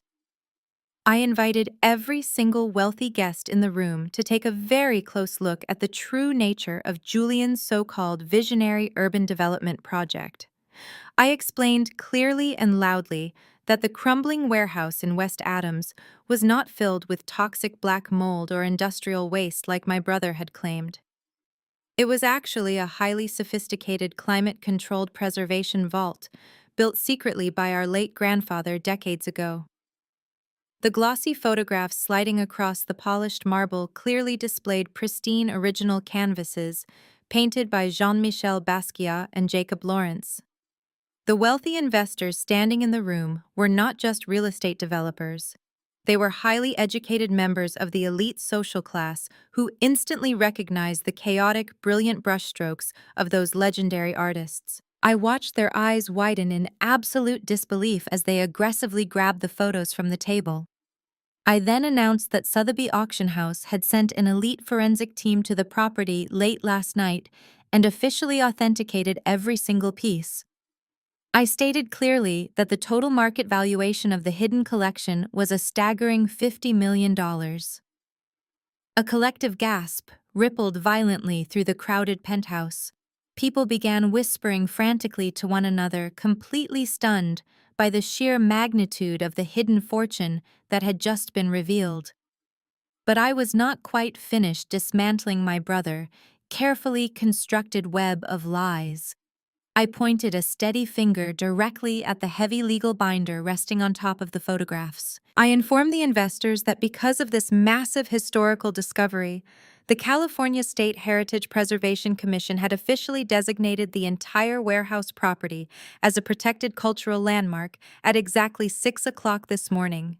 I looked directly into the eyes of the lead developer who had cut Julian a massive deposit check just a few hours ago. I told him that the state government had completely locked down the property and permanently voided all commercial demolition permits. Julian had absolutely zero legal authority to sell them that land. Any attempt to tear down that building or seize that property would result in immediate federal criminal charges for the destruction of a national heritage site. The piece of paper Julian had used to secure their multi-million-dollar investments was entirely worthless.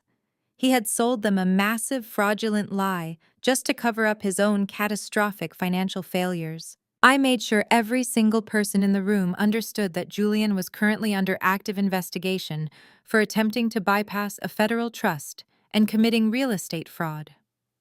The elegant atmosphere of the high society gala instantly evaporated, replaced by a thick, suffocating wave of extreme tension. The classical musicians quietly packed up their expensive instruments and slipped out the back door, realizing the party had just turned into a vicious legal war zone. Julian stood frozen by the fireplace, his mouth opening and closing silently, completely unable to form a coherent sentence as the walls of his fake empire began to rapidly close in on him. The absolute shock in the room quickly morphed into explosive, unadulterated outrage.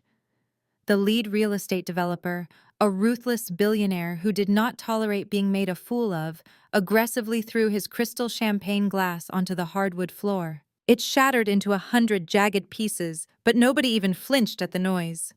He marched directly up to Julian, jabbing a thick, angry finger hard into my brother's chest.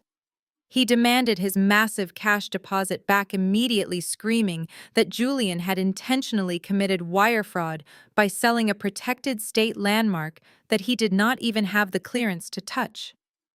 The other wealthy investors quickly swarmed around the grand fireplace, forming an angry shouting mob as they demanded their money and threatened to call their own aggressive legal teams.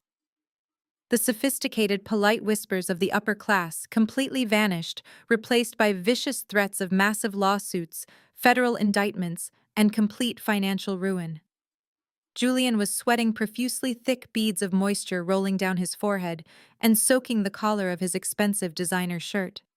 He raised his hands defensively, stammering wildly as he tried to pacify the furious billionaires. He desperately promised them that it was just a simple administrative misunderstanding that his lawyers would fix by tomorrow morning. But absolutely nobody was buying his pathetic lies anymore. The grand illusion was completely shattered. Seeing her glamorous world crumbling to dust before her very eyes, Chloe completely lost her mind. The fake aristocratic poise she had carefully maintained all evening vanished instantly. She transformed back into the vicious, hateful woman who had kicked me out into the freezing rain just 24 hours ago. Chloe lunged forward, her face twisted into an ugly, furious snarl. She pointed a shaking finger at me and began screeching at the top of her lungs, completely abandoning any pretense of upper-class etiquette. She cursed me with every vile, disgusting name she could think of, blaming me for ruining her perfect life and deliberately humiliating her husband out of pure, spiteful jealousy. She screamed that I was nothing but an ungrateful, pathetic loser who had illegally broken into their property to plant fake evidence just to destroy their flawless family legacy. She actually demanded that my private security guards arrest me on the spot, completely forgetting in her hysterical rage that the guards worked directly for me. I simply stood there and let her humiliate herself, watching her shrill voice echo off the high ceilings as the remaining guests stared at her in absolute disgust. When her screaming finally subsided into desperate hyperventilating sobs, Julian violently pushed his way through the angry mob of investors. His eyes were wide and bloodshot, burning with a manic delusional desperation that was genuinely terrifying to witness. He practically spit as he yelled over the noise, trying to reclaim some semblance of control over the disastrous situation. He screamed that it did not matter if the state had temporarily blocked the demolition. He shouted that the land, the warehouse, and every single one of those priceless $50 million paintings still belonged exclusively to him. He violently thumped his own chest, declaring that he was the golden child, the only male heir, and the rightful legal executor of the Davenport estate. He arrogantly promised the angry investors that he would simply sell the Basquiat paintings at a private auction tomorrow and pay them all back with double the interest. He actually believed his own twisted logic. He truly thought that my brilliant discovery had only served to make him infinitely richer. I looked at my brother's frantic, sweating face and felt a profound wave of absolute pity wash over my entire body. He was clinging so desperately to the toxic lies our parents had fed him his entire life that he could not even comprehend his own devastating reality. He truly believed that his gender and his arrogant entitlement somehow superseded actual binding corporate law. I slowly shook my head, my face completely devoid of any sympathy or hesitation. I turned to Arthur Vance and extended my open hand. Arthur reached deep into his heavy leather briefcase and pulled out a thick, slightly yellowed legal document. It was not a cheap photocopy or a digital scan. It was the original, undeniably authentic, last will and testament of our grandfather, Elias. Bound tightly to the thick parchment was a heavy, bright red wax seal, stamped directly by the California Supreme Court, proving its absolute, uncontested legal validity. I took the heavy document from Arthur and held it up high so every single person in the massive living room could see the official red seal gleaming under the expensive crystal chandeliers. The angry shouting of the investors slowly died down as they realized I was about to deliver the final fatal blow to Julian's fraudulent empire. I looked directly into Julian's bloodshot, terrified eyes and spoke with a chilling, quiet authority that echoed perfectly in the suddenly silent room. You are not the executor of anything, I stated firmly, watching his arrogant posture completely collapse under the weight of my words. You do not own that land, you do not own that warehouse, and you certainly do not own a single drop of paint on those canvases. I took a slow, deliberate step forward, closing the distance between us, until I was standing right in front of him. Grandpa knew exactly how greedy and completely worthless you and our parents were, I whispered, though my voice carried clearly across the marble floor for everyone to hear. He never left a single dime to you or our parents, Julian, not one single cent. I took a slow, deep breath, letting the absolute silence of the room stretch out for a few agonizing seconds before I began to speak. I held the heavy parchment document high in the air so the thick red wax seal caught the brilliant light of the crystal chandeliers. I broke the silence with a steady and unwavering voice, reading the exact legal stipulations my grandfather had written decades ago. The last will and testament of Elias Davenport stated unequivocally that his entire estate, including all physical properties, financial trusts, and hidden assets, was to be placed in a heavily restricted holding trust. My parents were never named as the beneficiaries of this massive fortune at any point in time. They were legally designated as nothing more than temporary property managers, with absolutely zero authority to liquidate, sell, or borrow against the estate. The document clearly named one single exclusive heir to the entire Davenport legacy, and that specific heir was me. I watched the blood completely drain from Julian's face as I continued reading the ironclad terms of the trust out loud for the entire room to hear. My grandfather, Elias Davenport, was a man of profound wisdom and incredible foresight. He knew exactly who my parents were beneath their polished country club exteriors. He knew they were obsessed with superficial social climbing and completely lacked any real financial discipline or moral compass. He knew they would instantly squander his hard-earned legacy on luxury cars, expensive vacations, and elite memberships just to impress people who did not even care about them. So he intentionally locked the trust away behind airtight legal walls until I reached full maturity. The massive inheritance was set to legally transfer entirely into my name on the exact day of my 35th birthday. And yesterday, the very day my brother and his vicious wife had kicked me out into the pouring rain, was my 35th birthday. My parents had maliciously hidden this authentic will from me for 15 long years. They had illegally fired Arthur Vance and hired corrupt, shady lawyers to bury the authentic paperwork deep in the complicated probate system. They had spent over a decade skimming whatever loose cash they could from the property management accounts, constantly funneling stolen money into Julian failing business ventures to keep up the fake appearance of extreme wealth. They desperately needed me to remain completely ignorant of my true worth and my undeniable legal power. When the trust finally expired yesterday, they thought they had executed the perfect crime by handing me the keys to a supposedly worthless warehouse. They genuinely believed I would just walk away in defeat and let Julian quietly sell the land to cover his massive debts. They entirely underestimated my intelligence and my resilience. That fatal, arrogant mistake had just cost them absolutely everything they had ever worked for. The devastating truth crashed over the crowded room like a massive tidal wave of ice water. The toxic alliance of my extended family instantly shattered into a million pieces, right before my eyes collapsing like a fragile house of cards in a violent hurricane. Aunt Martha, who had just been loudly praising Julian corporate genius a few minutes ago by the window, stumbled backward and clutched her expensive pearl necklace in absolute horror. Uncle George immediately began pointing fingers, aggressively whispering to the other relatives that he always knew Julian was running a fraudulent operation and that he had never trusted the boy.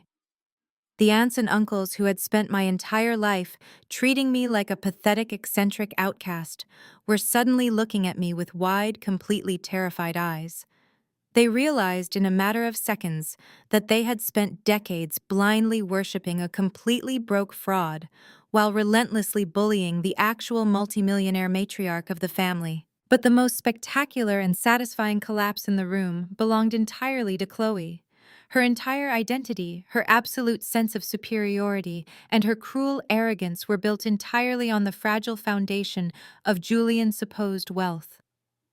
As the harsh reality of the forged inheritance and the blocked land sale sank into her brain, the glamorous facade of the untouchable trophy wife completely dissolved into thin air. Chloe dropped her silver microphone onto the marble floor, the loud electronic feedback squeal echoing painfully through the silent penthouse. She slowly turned her head to look at her husband, her bright blue eyes wide with a toxic mixture of absolute disgust and sheer unadulterated panic. She realized that the massive hedge fund was a catastrophic failure, and the real estate deposit had to be returned immediately to the furious investors. She realized that the leased luxury vehicles would be repossessed, the exclusive country club memberships would be immediately revoked, and her arrogant husband literally owned absolutely nothing. Chloe marched right up to Julian and shoved him incredibly hard in the chest with both of her hands. She started screaming at him in front of the remaining investors, completely abandoning her refined socialite persona and her fake aristocratic grace. She demanded to know if he was actually completely broke, her shrill voice cracking with hysterical, ugly tears of pure frustration. She shrieked that she had not married a pathetic, debt-ridden loser who had to steal from his little sister just to buy her a designer dress and a diamond ring. Julian desperately tried to grab her arms to quiet her down, begging her to stop making a massive scene in front of the billionaires he still wanted to impress. But Chloe slapped his hands away, viciously screaming that he had completely ruined her life and made her a massive, irredeemable laughingstock in Los Angeles high society. Julian was completely backed into a tight corner, surrounded by furious investors demanding their money, a hysterical wife publicly degrading him, and a family that was rapidly turning their backs on him to save themselves. The federal criminal investigation was looming heavily over his head, and his secret hedge fund debts were about to become public knowledge by morning. Any rational, sane person in his position would have dropped to their knees, begged for absolute mercy, and admitted complete defeat to the sister he had wronged. But the golden child syndrome ran so incredibly deep in his veins that it had completely rotted his connection to basic reality and logical thought. Julian simply could not accept that the younger sister he had tormented for 35 years had completely outsmarted and overpowered him on every single level. He violently pushed past Chloe, his handsome face contorted into an ugly, desperate mask of pure, unhinged arrogance. He stomped his expensive leather shoe hard onto the polished marble floor, his chest heaving with erratic, panicked breaths as he tried to regain control of his shattered narrative. He pointed a shaking, incredibly aggressive finger directly at my face, a manic and completely delusional smile spreading across his pale lips.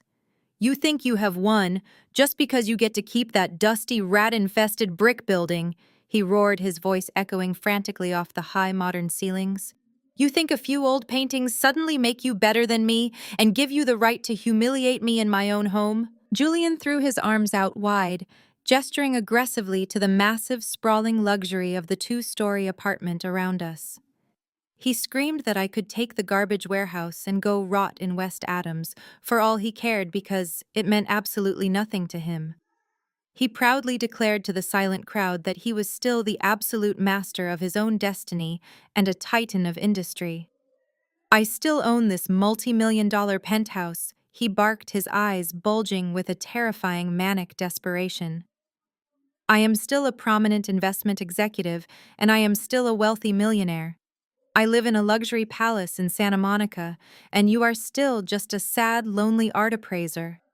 You cannot touch me here, Zoe, because this entire house belongs exclusively to me." I stood perfectly still, letting his desperate, pathetic screams wash over me without blinking a single eye or taking a step back. I looked around the breathtaking, incredibly expensive living room, admiring the imported Italian marble floors, the custom crystal chandeliers, and the gorgeous floor-to-ceiling views of the Pacific Ocean. I lowered the heavy legal binder to my side and slowly reached my right hand inside the inner pocket of my tailored white suit.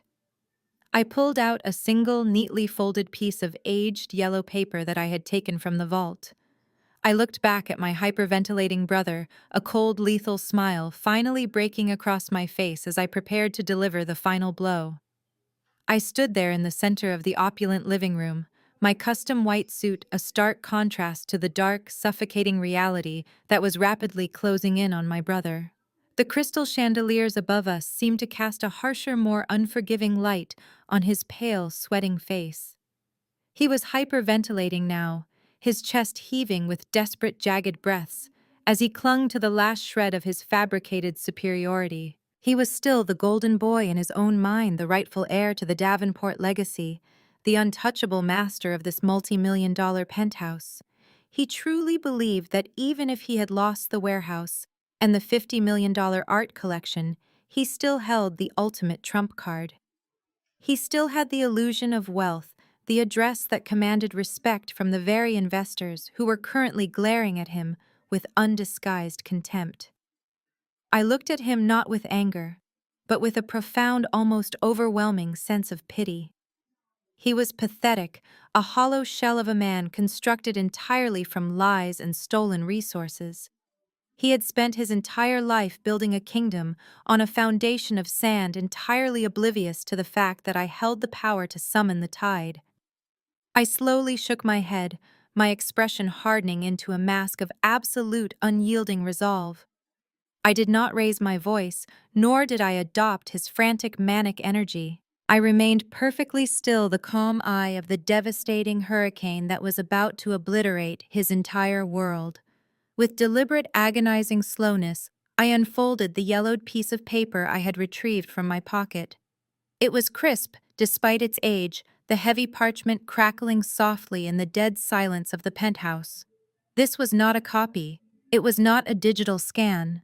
It was the original, undeniably authentic promissory note, legally binding and notarized 10 years ago. I held it out slightly, just enough for Julian to see the signatures at the bottom, the signatures of our parents. His eyes darted down to the paper, and for a fleeting second confusion flickered across his face.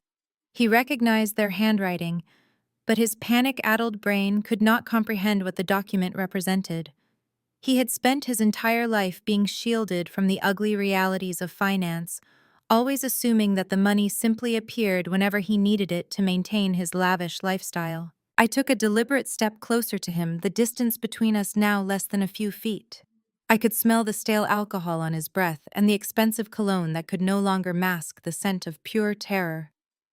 I began to speak, my voice resonating with a chilling, authoritative clarity that cut through the lingering murmurs of the stunned guests. I explained with absolute precision the true origin of the very penthouse we were standing in. I laid bare the lie that our parents had peddled for a decade. They had not purchased this luxurious property with the supposed profits of their own brilliant investments. They had not secured a conventional mortgage from a reputable bank, because no reputable bank would ever lend that kind of capital to two people who lived so far beyond their means. Instead, I revealed they had committed the ultimate financial betrayal. Desperate to provide their golden child with the ultimate status symbol, they had illegally leveraged the only asset they had access to. They had secretly borrowed against the massive trust fund established by our grandfather. The very same trust fund that they had deliberately hidden from me.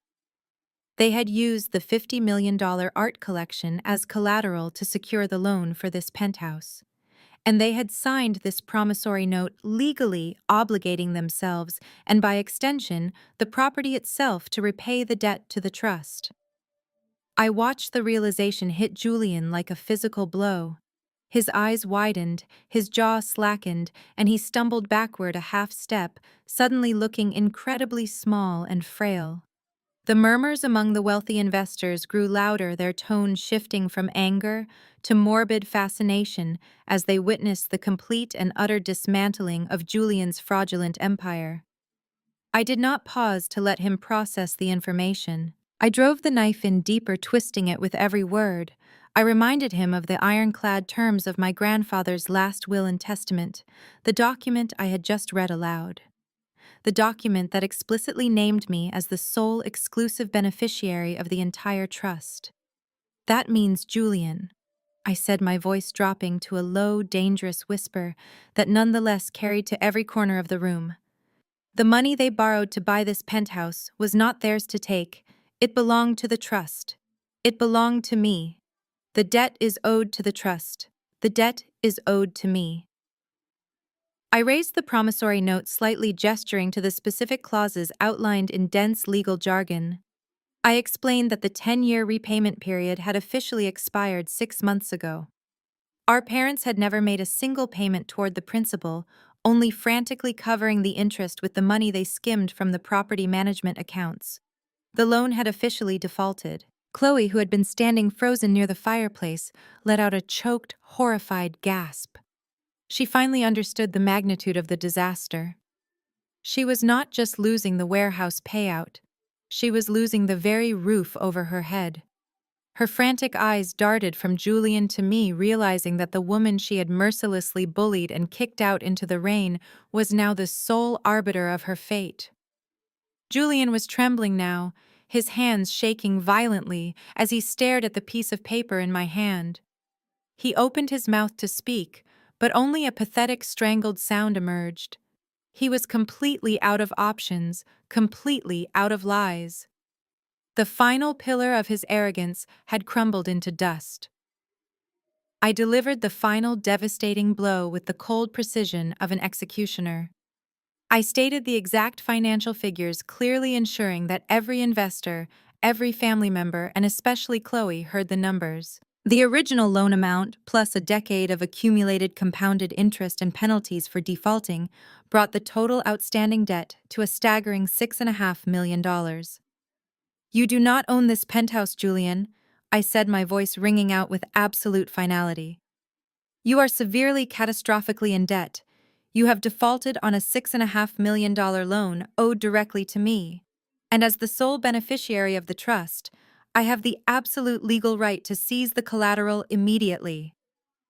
I took a final step toward him, my eyes locking onto his terrified, shattered gaze. "You are bankrupt, Julian. This penthouse has been officially repossessed. It does not belong to you. It is mine." I did not give Julian a single second to process his absolute ruin before I initiated the next phase of my master plan. I raised my hand and gave Arthur Vance a swift, subtle nod. Arthur immediately turned around and pushed the heavy mahogany double doors of the penthouse wide open. Stepping into the glamorous living room were 4 fully uniformed deputies from the Los Angeles County Sheriff Department. Their heavy black boots thudded loudly against the imported Italian marble, instantly shattering whatever fragile illusion of high society safety was left in the room. The lead deputy walked straight past the terrified billionaire investors and handed a thick, legally binding writ of possession directly to Julian. The paper officially authorized the immediate eviction of the current occupants due to catastrophic default and fraudulent occupancy. Julian stared at the eviction notice, his hands shaking so violently that the paper rattled loudly in the quiet room. The investors, who had just been demanding their money back, immediately stepped away from him, realizing that he was not just a fraud, but a man actively being targeted by law enforcement. I slowly turned my attention away from my hyperventilating brother and locked my eyes directly onto Chloe. She was backed up against the grand modern fireplace, her expensive sequined gown shimmering as she trembled in absolute terror. I remembered exactly how she had looked at me 24 hours ago, standing in her silk nightgown, tossing my worn luggage out into the freezing rain. I remembered the vile, venomous disgust in her voice when she told me I did not belong in a place like this. I walked toward her, my pristine white suit practically glowing under the crystal chandeliers. I stopped exactly 2 feet away from her, letting my towering presence completely overshadow her shrinking, pathetic frame. The silence in the room was so heavy you could hear the distant sound of the ocean waves crashing outside the massive floor-to-ceiling windows. I looked Chloe up and down with the exact same expression of pure, unadulterated disgust that she had weaponized against me my entire life. I leaned in close, ensuring that every single word I spoke echoed perfectly in her ears and resonated throughout the silent, captivated room. "Get out of my house right now, Chloe," I commanded, my voice dripping with absolute freezing venom. "We are completely done letting you freeload off my family fortune." I pointed a sharp, unwavering finger toward the grand entryway where the armed deputies were waiting. "I am giving you exactly 10 minutes to pack your trash into a suitcase and get off my property. If you do not leave immediately, I will have the officers drag you out into the hallway by your hair." Hearing her own cruel, vicious words thrown flawlessly back into her face was the final breaking point for her fragile psyche. Chloe let out a sudden high-pitched shriek that sounded like a wounded animal, her hands flying up to cover her pale face. The sheer poetic justice of the moment was absolutely intoxicating. I had not laid a single finger on her yet. I had completely destroyed her entire existence with nothing but the truth and the law. The lead sheriff deputy stepped forward, resting his hand casually on his heavy utility belt. He informed Julian and Chloe that they had exactly 10 minutes to gather their essential personal belongings before they would be physically removed from the premises. He made it abundantly clear that they were not allowed to take any furniture, art, jewelry, or valuables purchased with estate funds, as those were now legally the property of the trust. The reality of the 10-minute countdown finally snapped the last remaining thread of Julian's sanity. The arrogant golden child, who had spent his entire life looking down on me, suddenly collapsed completely. Julian dropped heavily onto his knees, right in the middle of the luxurious living room, completely ignoring the shocked gasps of his wealthy investors. He crawled across the polished marble floor toward me, tears streaming rapidly down his red, sweating face. He reached out with trembling hands and actually tried to grab the perfectly tailored fabric of my white trousers. I stepped back immediately, looking at him with the kind of intense revulsion you would reserve for a disease-carrying insect. "Please, Zoe," he sobbed, his voice cracking into a pathetic, high-pitched whine as snot ran down his nose. "You cannot do this to me. I am your brother. We are blood. I will do anything you want. Just please do not throw me out into the street. I have nowhere else to go." I stared down at the pathetic, weeping man, groveling at my feet, feeling absolutely nothing but a cold, hollow emptiness. "You did not care about blood when you threw me out into the pouring rain last night," I replied quietly, my voice devoid of any sympathy or warmth. "You did not care about family when you tried to crush our grandfather's legacy to pay off your own fraudulent debts. You made your bed, Julian, and now you have to sleep in it." But before he could even utter another pathetic excuse, Chloe completely lost her mind. She lunged forward like a feral, starving animal, completely abandoning any remaining shred of human dignity or upper-class grace. She threw herself onto Julian, back her perfectly manicured nails transforming into vicious claws as she dug them deeply into the fabric of his expensive suit jacket. She began screaming hysterically, tearing at his hair and scratching wildly at his face, blaming him for completely destroying her glamorous life. She shrieked that she was going to divorce him immediately and take every single penny he had left, entirely forgetting that he was already millions of dollars in debt and facing federal prison. Julian screamed in physical pain and tried to push her away, resulting in a chaotic, ugly brawl right on the floor of the majestic penthouse. The wealthy investors backed away in absolute horror, completely disgusted by the violent, trashy spectacle unfolding before them. Two of the armed sheriff deputies had to physically step in, grabbing Chloe by the arms and forcibly dragging her off her sobbing husband. She kicked and thrashed violently in their strong grip, her expensive sequined gown ripping loudly at the seams as they pulled her toward the master bedroom to pack her bags. While the deputies were occupied wrestling with the hysterical trophy wife, my toxic extended family saw an opportunity to save their own skin. The survival instinct of a parasite is truly a remarkable thing to witness in real time. Aunt Martha, the woman who had publicly humiliated me at the family cookout just a few hours ago, suddenly pushed her way to the front of the crowd. She plastered a sickeningly sweet, entirely fake smile across her face and reached out to touch my arm. "Oh, my dearest Zoe," she cooed, her voice practically dripping with artificial affection and desperate manipulation. "We are just so incredibly proud of you. I always told your Uncle George that you were the smartest and most talented child in this entire family. We always hated how terribly Julian and your parents treated you all these years." Uncle George immediately nodded in frantic agreement, stepping forward with a wide, eager smile. "Yes, absolutely," he chimed in shamelessly, attempting to align himself with the new billionaire matriarch of the Davenport family. "We always knew you were destined for absolute greatness, Zoe. You just say the word and we will completely cut Julian out of our lives forever. You should come over for Sunday dinner next week. We can celebrate your amazing success." I looked at the two of them, and then I looked at the rest of my aunts, uncles, and cousins, who were all nodding along eagerly.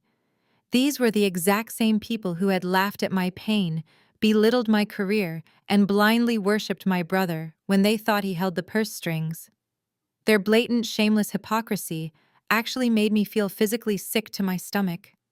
I slowly pulled my arm away from Aunt Martha, desperate grasp wiping the fabric of my sleeve as if she had just infected me with a deadly toxic chemical. "Do not ever touch me again," I said, my voice dropping to a freezing, lethal whisper that made her physically recoil in fear. "You do not get to pretend you care about me now just because I hold the deed to the bank. You are all exactly like him, greedy, selfish, and completely morally bankrupt." I turned my back on my horrified relatives and looked directly at my two massive private security contractors. I pointed a firm, commanding finger toward the grand entryway of the penthouse. "Throw every single one of them out," I ordered sharply. "I do not want these toxic parasites breathing my air for another second." The security team moved immediately with ruthless military precision. They began aggressively herding the wealthy investors, the fake friends, and my hypocritical family members toward the elevator lobby. Aunt Martha began to protest loudly, but a massive security guard simply pointed toward the door, silencing her instantly. The elegant, sophisticated gala deteriorated into a panicked, chaotic stampede as Los Angeles elites scrambled over each other to escape the disastrous crime scene. Within exactly 10 minutes, Julian and Chloe emerged from the hallway, each carrying a single, hastily packed suitcase under the strict supervision of the armed deputies. Julian could not even look me in the eye as he dragged his luggage toward the exit, his shoulders slumped in absolute total defeat. Chloe was still sobbing uncontrollably, her makeup completely ruined, her aristocratic illusion forever shattered into pieces. The heavy mahogany doors slammed shut behind them, echoing with a resounding, beautiful finality through the massive, empty penthouse. The heavy mahogany doors of the penthouse slammed shut, sealing my brother fate with a resounding echo of absolute finality. Julian found himself standing on the cold sidewalk of Santa Monica Boulevard, shivering in the harsh midnight air, with nothing but a single hastily packed suitcase resting by his feet. The sheer magnitude of his catastrophic downfall had not even fully registered in his delusional mind yet. He spent that first miserable night sleeping in the cramped back seat of his leased luxury SUV, desperately trying to convince himself that he could simply talk his way out of this disaster the next day. He was completely unaware that it would be the very last time he would ever sit inside a vehicle of that caliber.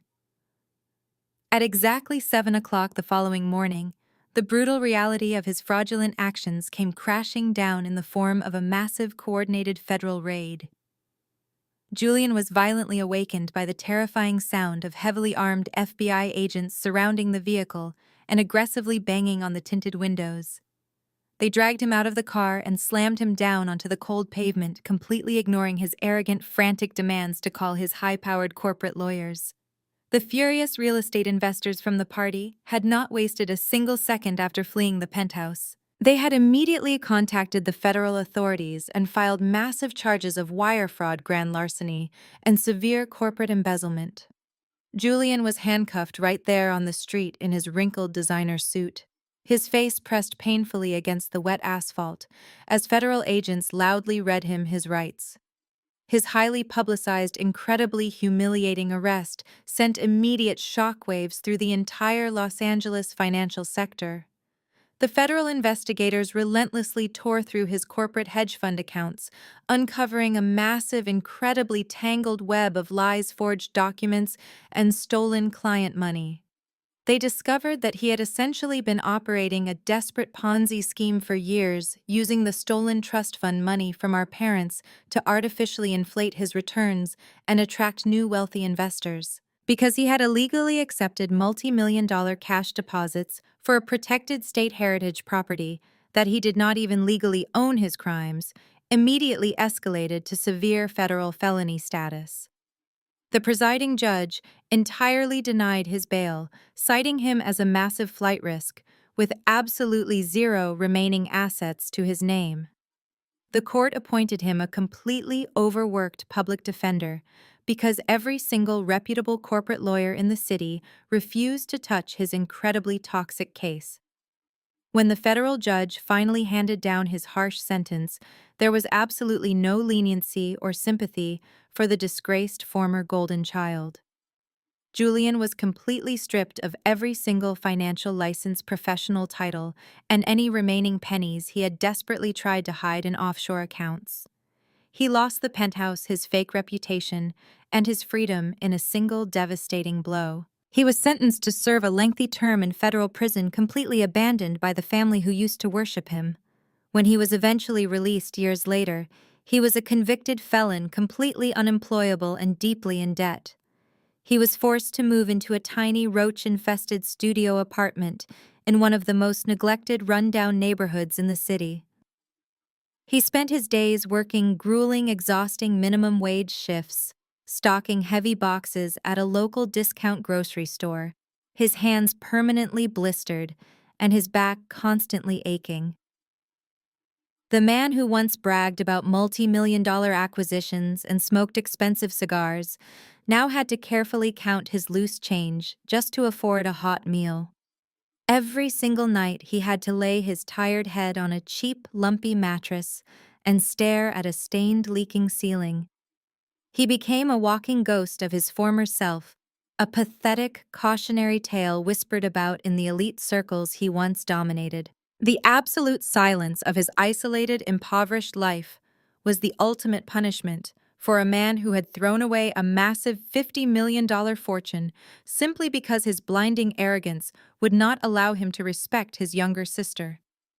While Julian was busy facing the devastating wrath of the federal government, Chloe enacted her own desperate plan for survival. The very next morning, before the FBI had even finished processing Julian into the federal holding facility, Chloe marched directly into a cheap downtown law office and immediately filed for divorce. She ruthlessly cited irreconcilable differences and extreme financial fraud, desperately trying to legally sever herself from the sinking ship of her husband's shattered empire. She truly believed that by quickly abandoning Julian, she could somehow salvage her pristine socialite reputation and quietly slip back into the glamorous world of Los Angeles high society. But her incredibly shallow, self-serving plan backfired with catastrophic precision. When the federal investigators audited Julian's finances, they discovered the sickening reality of their lavish lifestyle. Every single designer gown, every luxury vacation, and every piece of expensive jewelry Chloe had flaunted for the past 3 years had been purchased using high-interest credit cards, registered entirely under her own name. Because Julian had actively hidden his failing hedge fund by putting the daily living expenses on her personal credit lines, Chloe was now legally responsible for over $400,000 in massive, unsecured consumer debt. Her desperate divorce filing did absolutely nothing to protect her from the aggressive collection agencies that immediately began hunting her down. The luxury sports car she drove was aggressively repossessed right out of the motel parking lot where she had been hiding. Her exclusive country club memberships were violently revoked, and she was permanently blacklisted from every high-end boutique and charity gala in the city. The wealthy friends she had spent years carefully cultivating completely blocked her phone number, treating her like a highly contagious disease the moment the news of the massive fraud scandal broke. With her credit score completely annihilated and absolutely no actual job skills or college degree to rely on, Chloe quickly found herself completely unemployable in any professional corporate setting. The woman who had proudly stood in my penthouse and mockingly offered to pay me $100 to scrub her toilets was now facing absolute, undeniable destitution. To avoid sleeping on the streets, she was forced to swallow her massive pride and accept the only job that would hire her without a thorough background check. She became a full-time waitress at a loud, incredibly cheap 24-hour diner located just off the busy interstate highway. Her days of wearing pure silk designer nightgowns and sipping vintage champagne were completely replaced by a hideous polyester uniform that constantly smelled of old grease and cheap bleach. Her youth and beauty, the only true currencies she had ever valued or relied upon, rapidly faded under the crushing weight of massive stress and chronic sleep deprivation. She lived in a cramped, incredibly noisy apartment, shared with 3 other struggling roommates, jumping in terror every single time her cheap prepaid phone rang. Terrified it was another aggressive debt collector, threatening to garnish her meager wages. She had to spend 8 grueling hours a day, standing on her feet, carrying heavy trays of greasy food, and aggressively wiping down sticky vinyl booths. But the ultimate soul-crushing humiliation came entirely from the customers she was forced to serve. Because the diner was located near the wealthy suburbs she used to frequent, it was only a matter of time before her past collided violently with her miserable present. Former acquaintances, the same elite women she used to gossip with over expensive avocado toast, would occasionally walk into the diner after a late night out. They would slide into her section, order cheap coffee, and completely ignore her as a human being. They would leave terrible tips and complain loudly about her slow service, looking right through her as if she were completely invisible. Chloe had to bite her tongue, force a fake strained smile, and politely ask if they needed more napkins while her entire soul burned with absolute humiliation. She had spent her entire life judging people based on their bank accounts and looking down on anyone who worked a blue-collar job. Now she was permanently trapped at the very bottom of the social hierarchy she used to fiercely defend. She had tried to destroy a queen, and in return, the universe had rightfully stripped her of her fake crown and handed her a dirty mop. 6 months slipped by with the rapid, exhilarating pace of true freedom. The harsh, bitter winter of my family betrayal faded away, replaced by a season of unprecedented growth and absolute restoration.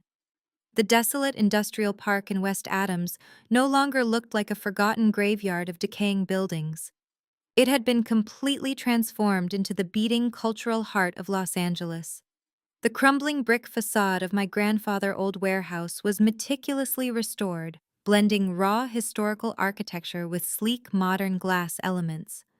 Above the heavy iron doors, which were now polished to a brilliant shine, hung a massive bronze plaque that commanded immediate respect. It read the Elias Davenport Museum of Contemporary African American Art. The grand opening gala was nothing like the toxic, fraudulent penthouse party my brother had hosted 6 months prior. There were no shady hedge fund managers or desperate social climbers desperately seeking a quick cash grab. Instead, the beautifully illuminated gallery floor was packed with world-renowned art critics, prominent museum curators, and genuine philanthropists. They walked through the climate-controlled preservation halls with absolute reverence, completely mesmerized by the undocumented masterpieces my grandfather had secretly protected for decades. The 3 original Jean-Michel Basquiat canvases hung proudly in the central atrium, bathed in perfect museum-grade lighting that highlighted every chaotic, brilliant brushstroke. The Jacob Lawrence tempera paintings were displayed in a custom-built historical corridor, telling the powerful, enduring story of our ancestors. I did not just open a museum to display expensive art. I established an ironclad nonprofit foundation dedicated to funding young, struggling Black artists across the country, honoring the exact same mission my grandfather had started 50 years ago. My name was no longer whispered with pity or mocked at toxic family cookouts. I was highly respected in the global art community, recognized not just as a brilliant appraiser, but as a fierce cultural guardian who had single-handedly rescued a massive piece of American history. I had personally overseen every single detail of the massive renovation project, working closely with Arthur Vance and Nathaniel Sterling to ensure my grandfather's legacy was permanently secured. The press praised the museum as the discovery of the century, completely erasing the false, pathetic narrative my parents had always pushed about Elias being a broke dreamer. The air inside the museum buzzed with intellectual excitement and genuine admiration. Every time I stepped into a new exhibition room, conversations would respectfully pause and the crowd would naturally part to let me through. It was the exact same physical reaction the investors had shown in the penthouse, but this time it was built on genuine awe rather than sheer terror. Major publications begged for exclusive interviews, desperate to understand the brilliant woman who had outsmarted a massive corporate fraud and preserved $50 million of cultural heritage. But I rarely gave them my time, preferring to let the magnificent artwork speak entirely for itself. I had spent 35 years trapped in the suffocating shadow of my brother's arrogant ego. Now I was the undeniable sun, and I refused to let anyone dim my blinding light ever again. I stood near the massive steel vault door, which I had intentionally preserved as a historical centerpiece, and smiled as I watched a group of young art students sketching the Basquiat pieces. They were the true future of the Elias legacy, completely unburdened by the toxic greed that had almost destroyed it. I had reclaimed my family name and completely redefined what it meant to be a Davenport. Later that evening, long after the final museum guests had departed and the gallery lights were dimmed to a soft security glow, I drove back to the western edge of the city. I pulled my brand new luxury sedan into the secure underground parking garage of the Santa Monica high-rise. The building concierge, who had once been ordered by Chloe to treat me like a common criminal, now greeted me with a deep, respectful bow as I walked into the grand marble lobby. I stepped into the private elevator and swiped my exclusive access card, feeling the smooth, rapid ascent to the very top floor. The heavy mahogany double doors of the penthouse opened, welcoming me into a sanctuary of absolute peace and quiet. The massive two-story apartment was completely unrecognizable from the tacky, excessive nightmare Chloe had designed. I had spent the first month of my ownership completely gutting the interior, ruthlessly stripping away every single trace of her gaudy, fake aristocratic taste. The incredibly ugly sequined throw pillows, the cheap mirrored furniture, and the overwhelming scent of her overly sweet perfume were entirely eradicated. I replaced the chaotic energy with refined, authentic elegance. Rich, dark hardwood floors now grounded the massive living room, perfectly complementing the authentic mid-century modern furniture and the rare, beautiful sculptures I had carefully sourced from around the world. The space finally felt like a true home, reflecting my own intellect, my own taste, and my own hard-earned serenity. I walked slowly into the master suite and slipped out of my tailored business attire, letting the heavy fabric fall to the floor. I opened my massive walk-in closet and pulled out a stunning floor-length slip dress made of pure, vibrant red silk. The luxurious fabric slid perfectly over my skin, pooling elegantly around my ankles like liquid fire. I did not wear the red dress to impress anyone else. I wore it entirely for myself, a vibrant physical manifestation of the bold, unapologetic woman I had finally allowed myself to become. I walked barefoot into the sprawling gourmet kitchen, pulled a bottle of incredibly rare vintage wine from the climate-controlled cellar, and poured myself a generous glass. The rich ruby liquid sparkled beautifully against the warm ambient lighting of the kitchen island. With the crystal wine glass resting easily in my right hand, I walked across the plush living room rug and pushed open the massive sliding glass doors. The cool, salty breeze rolling off the Pacific Ocean immediately washed over me, gently blowing the lightweight red silk of my dress around my legs. I stepped out onto the sprawling private balcony, the cold stone tiles feeling incredibly grounding beneath my bare feet. I walked straight to the thick glass railing and leaned forward slightly, resting my forearms against the cool metal barrier. Below me, the sprawling metropolis of Los Angeles stretched out in every single direction, a brilliant, glowing ocean of millions of shimmering lights. I took a slow, deep sip of the vintage wine, letting the complex, beautiful flavors linger on my tongue. I looked down at the busy streets, watching the tiny headlights of thousands of cars navigating the endless grid of the city. Somewhere down there in the dark, my brother was locked inside a cramped federal prison cell, entirely stripped of the arrogant delusion that had defined his entire existence. Somewhere out there in a noisy, grease-stained diner, his vicious ex-wife was desperately scrubbing tables, finally forced to confront the harsh reality of her own hollow cruelty.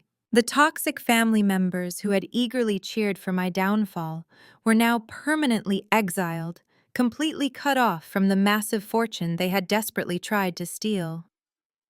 I did not feel a single ounce of guilt for their miserable fates. I had not forced them to lie, steal, or betray their own blood. I simply handed them the exact consequences they had ruthlessly engineered for themselves. I took another sip of wine and closed my eyes, listening to the rhythmic, soothing crash of the ocean waves against the sandy beach far below. For the first time in 35 years, my chest felt completely light. The suffocating anxiety of trying to please parents who never loved me was gone. The heavy burden of protecting a brother who actively despised me was permanently lifted. I opened my eyes and looked up at the clear, incredibly bright California stars. I was completely alone on top of the world, and I had never felt more powerful. I was the master of my own destiny, the guardian of my family true legacy, and the undisputed queen of my own magnificent empire. Standing on that balcony, wrapped in the cool ocean breeze and the profound silence of my new life, I finally understood the true nature of healing. People often repeat the old saying that blood is thicker than water, using it as a heavy chain to keep victims bound to their abusers. Society constantly conditions us to forgive our toxic family members to keep the peace and to silently endure relentless disrespect simply because we share the same DNA. But that is a dangerous, devastating lie designed to protect the very people who are actively hurting you. A toxic family is exactly like a malignant tumor growing silently inside your body. It feeds on your energy, it drains your resources, and it slowly poisons every single aspect of your existence. You can try to ignore it, you can try to negotiate with it, and you can try to love it into behaving differently, but the disease will only continue to spread. The absolute truth is that cutting a toxic family out of your life is incredibly painful. The surgery required to remove that tumor is terrifying, bloody, and emotionally exhausting. You have to grieve the loss of the parents you deserved, but never actually had. You have to mourn the sibling relationship that was always a competitive, abusive illusion. You have to endure the vicious smear campaigns and the coordinated attacks from relatives who are desperate to drag you back down into their miserable dysfunction. But keeping that tumor inside of you is completely fatal. If I had not found the absolute courage to swing that heavy steel hammer and smash through the walls of their deception, my family would have eventually bled me completely dry. They would have destroyed my sanity, my financial future, and my entire sense of self-worth just to keep Julian sitting comfortably on his fake fragile throne. Julian and Chloe were the physical manifestations of that disease. They represented the ultimate peak of unchecked entitlement and cruel arrogance. But looking back at the complete destruction of their lives, I realized something incredibly liberating. I did not ruin them. I did not have to orchestrate an elaborate, illegal revenge plot or stoop down to their miserable level of deceit. I simply stopped being their protective shield. I stepped out of the way and allowed the natural, devastating consequences of their own actions to finally catch up to them. They were entirely destroyed by their own insatiable greed, their own reckless lies, and their own complete inability to respect the people around them. My only role in their downfall was refusing to be their silent, obedient victim any longer. For 35 years, I carried the heavy, suffocating weight of my parents' expectations on my shoulders. I was the designated scapegoat, the eccentric disappointment who was only kept around to serve the needs of the golden child. I spent decades desperately trying to prove my value to people who were completely committed to misunderstanding me. Dropping that heavy burden of seeking their approval was the most terrifying thing I have ever done. But taking off that heavy burden was also the very first step toward putting on my own crown. The $50 million art collection hidden in that warehouse did not give me my worth. The luxury penthouse I now stood in did not suddenly make me a queen. My true power was forged in the freezing rain on the night I was thrown out into the street. It was born the exact moment I decided that I would never let another human being make me feel small ever again. I am sharing my deeply personal story with all of you today because I know exactly how many of you are secretly suffering in the dark. I know there are thousands of you watching this video right now who are currently trapped in the exact same toxic family dynamics that almost destroyed me. You might not have a secret warehouse filled with priceless contemporary art waiting for you, and you might not have a multi-million-dollar trust fund hidden by a visionary grandfather. But the core of our struggle is exactly the same. You are the one doing all the heavy lifting in your family. You are the one expected to sacrifice your own dreams, your own finances, and your own peace of mind to cater to a golden child who takes absolutely everything for granted.